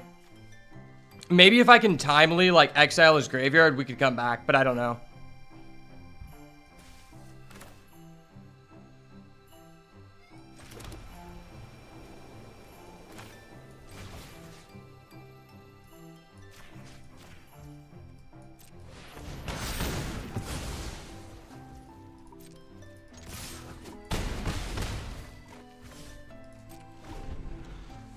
So next turn, I can Angel of Finality Bushwhack and hope that's enough.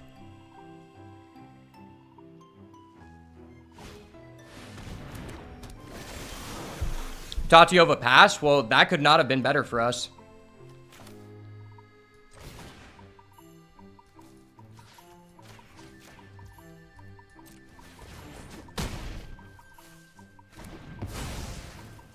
Especially no land, Tatiova.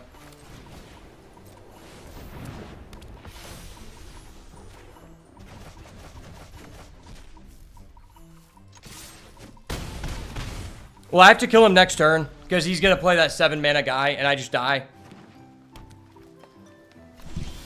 He's just passing. I top deck an Anthem. That's legitimately probably my best top deck.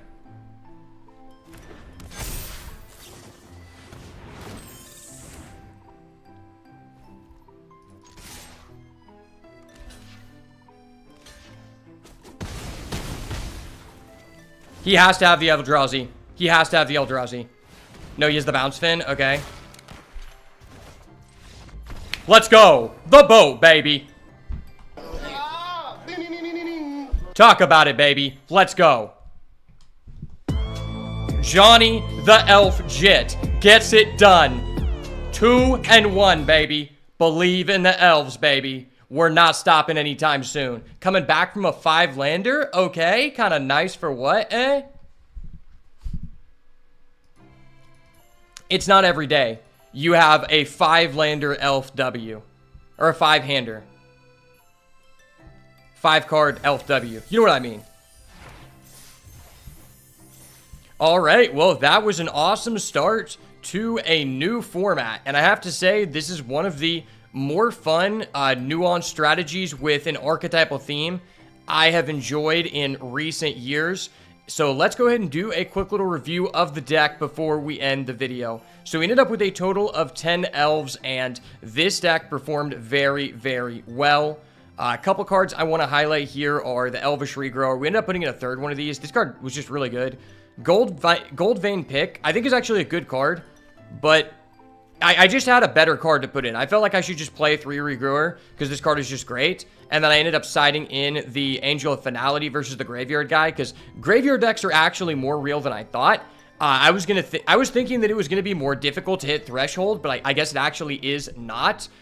There are ways to do it at uncommon at least. But one card that really stood above the rest was Anthem of Champions in conjunction with Dwine's Elite. The fact this card is a common means you can very easily get multiples, and each additional one appreciates the value of this card drastically because they can count themselves. And just having these 2 cards in conjunction won us so many games. The fact we got 2 Anthems was absolutely ridiculous, and I think this is one of the reasons you actually want to go for a strategy like this. Felidar Savior was actually a pretty good card too. Just a good curve topper in these kinds of decks, but you want to make sure you don't have too many 4-drops. And then Beastkin Ranger, man, this card was amazing with how much token generation we had. This card gets out of hand very quickly, and the fact it's an elf counts for so much. Man, I really wish we got to see the 3-mana Elf Lord. That one seems to be really, really strong in this archetype. And then we also had the Mild-Mannered Librarian and the Llanowar Elves. Llanowar Elves everyone already knew was going to be really good going into this format, but this was a card that I think kind of went under the radar. This card is absolutely amazing in these go-wide token decks, like especially because if it's already getting buffed up by an Anthem or getting buffed up by your Savior, the fact that you just have a way to spend your mana in the late game with an aggro deck is absolutely amazing, and the fact you can do this at instant speed is excellent as well. Oh, and also Scavenging Ooze, I think, is going to be one of the best rares in the format. Maybe I just played against quite a bit of graveyard decks early on. But if anything in the graveyard is going to be relevant, I mean, this card is just despicable. We got this card up to 5/5. I think we got it up to 7/7 one time. And it is an absolute beating, just as I remembered playing with it last. But overall, this was an awesome run, and I hope you guys enjoyed it as much as I did. All the elf fanboys out there rejoice.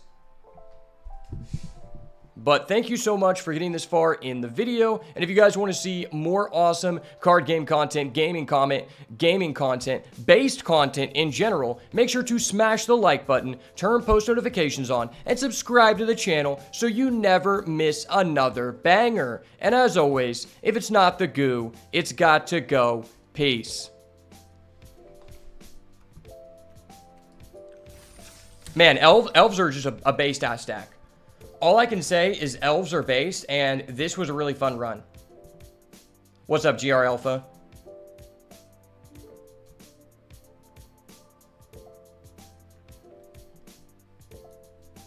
Yeah, this was a good one.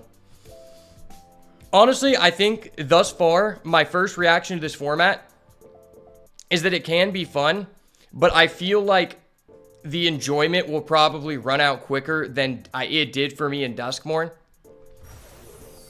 Just because I feel like this format is a little bit more vanilla and it's very easy to just draft the archetype you're going for because the signals are just so strong for it and the gold cards are just so damn powerful. Also, there's just a lot of powerful rares that I feel like the removal just isn't up to par with in this format, and that's kind of something that bothers me a little bit because I don't really like bomb heavy formats. I just find them overall less fun, and I think they just create higher variance. But for newer players, they seem to really like that. Also, it's kind of weird just having so many planeswalkers in the format because I feel like you get planeswalker dunked so much more. It feels like that since we've been playing without like a majority of planeswalkers for so long. But I guess it's cool to switch it up every once in a while, right?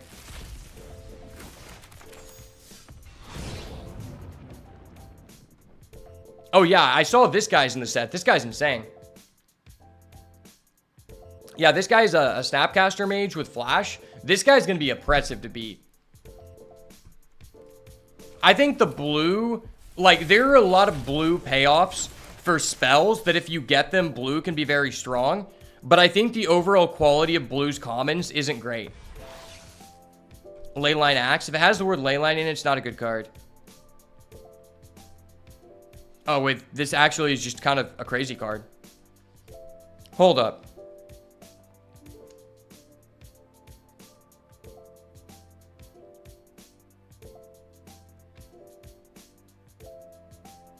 I was trying to see if there was a world where you would ever play this in a Gruul Prowess deck, and then I realized you have to pay to equip. That's so ass. I didn't think they could make a Leyline more useless than the Leylines that are already available, but they found a way to do it.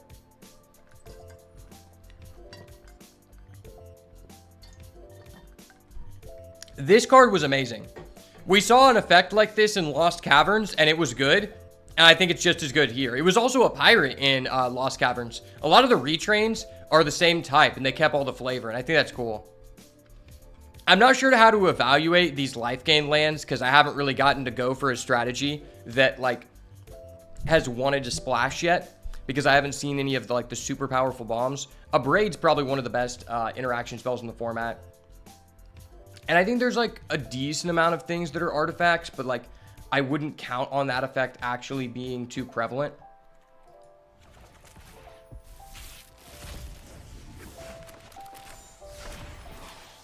Oh, we got loot. Yeah, this guy looks really cool. It'll be interesting to see if this guy comes up in standard at all. He's a cool guy. He's kind of like that one girl that was already in the game, Alyssa. But he has a late game buyout, so he's just so much better for draft. Yeah, this guy is crazy. Like, the late game buyout is absolutely amazing. Because, like, you're always going to have 6 lands, right?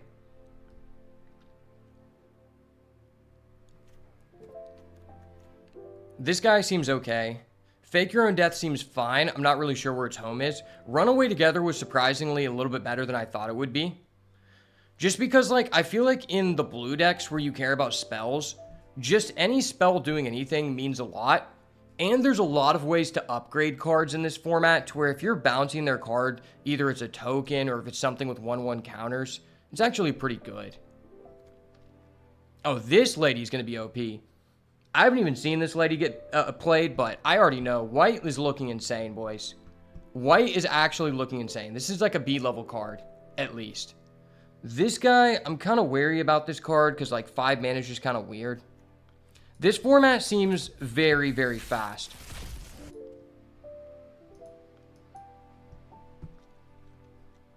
Wildwood Scourge. Oh, there's another Hydra. That's cool. My brother loves Hydras. That's his favorite type. I was trying to make him a Hydra deck for a while. I just got to figure out what the cards are. I was going to make him a Hydra Commander deck.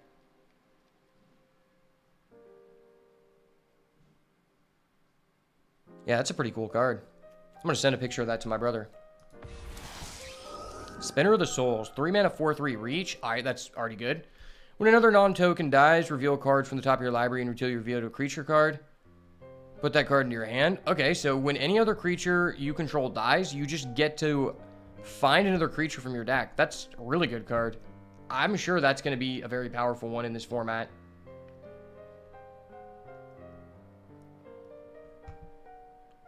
Dragon Trainer. When this enters, create a 4/4 dragon token. Is that a good card?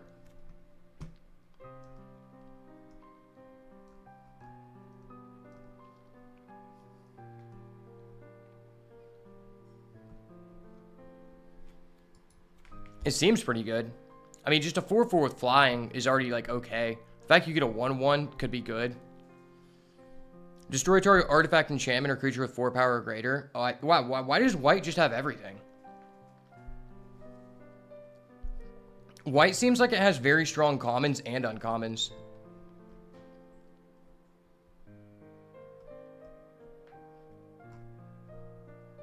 Yeah, it seems like white just gets, like, the best of everything. You can kind of just do whatever you want, which is surprising. I was surprised how good the green-white deck is, because it's been bad in previous sets, like, really bad.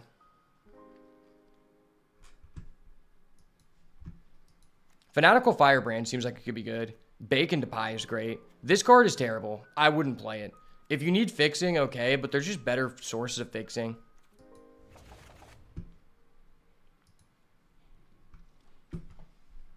Alright, well, I gotta work on this video and go make dinner, so I appreciate everybody stopping by.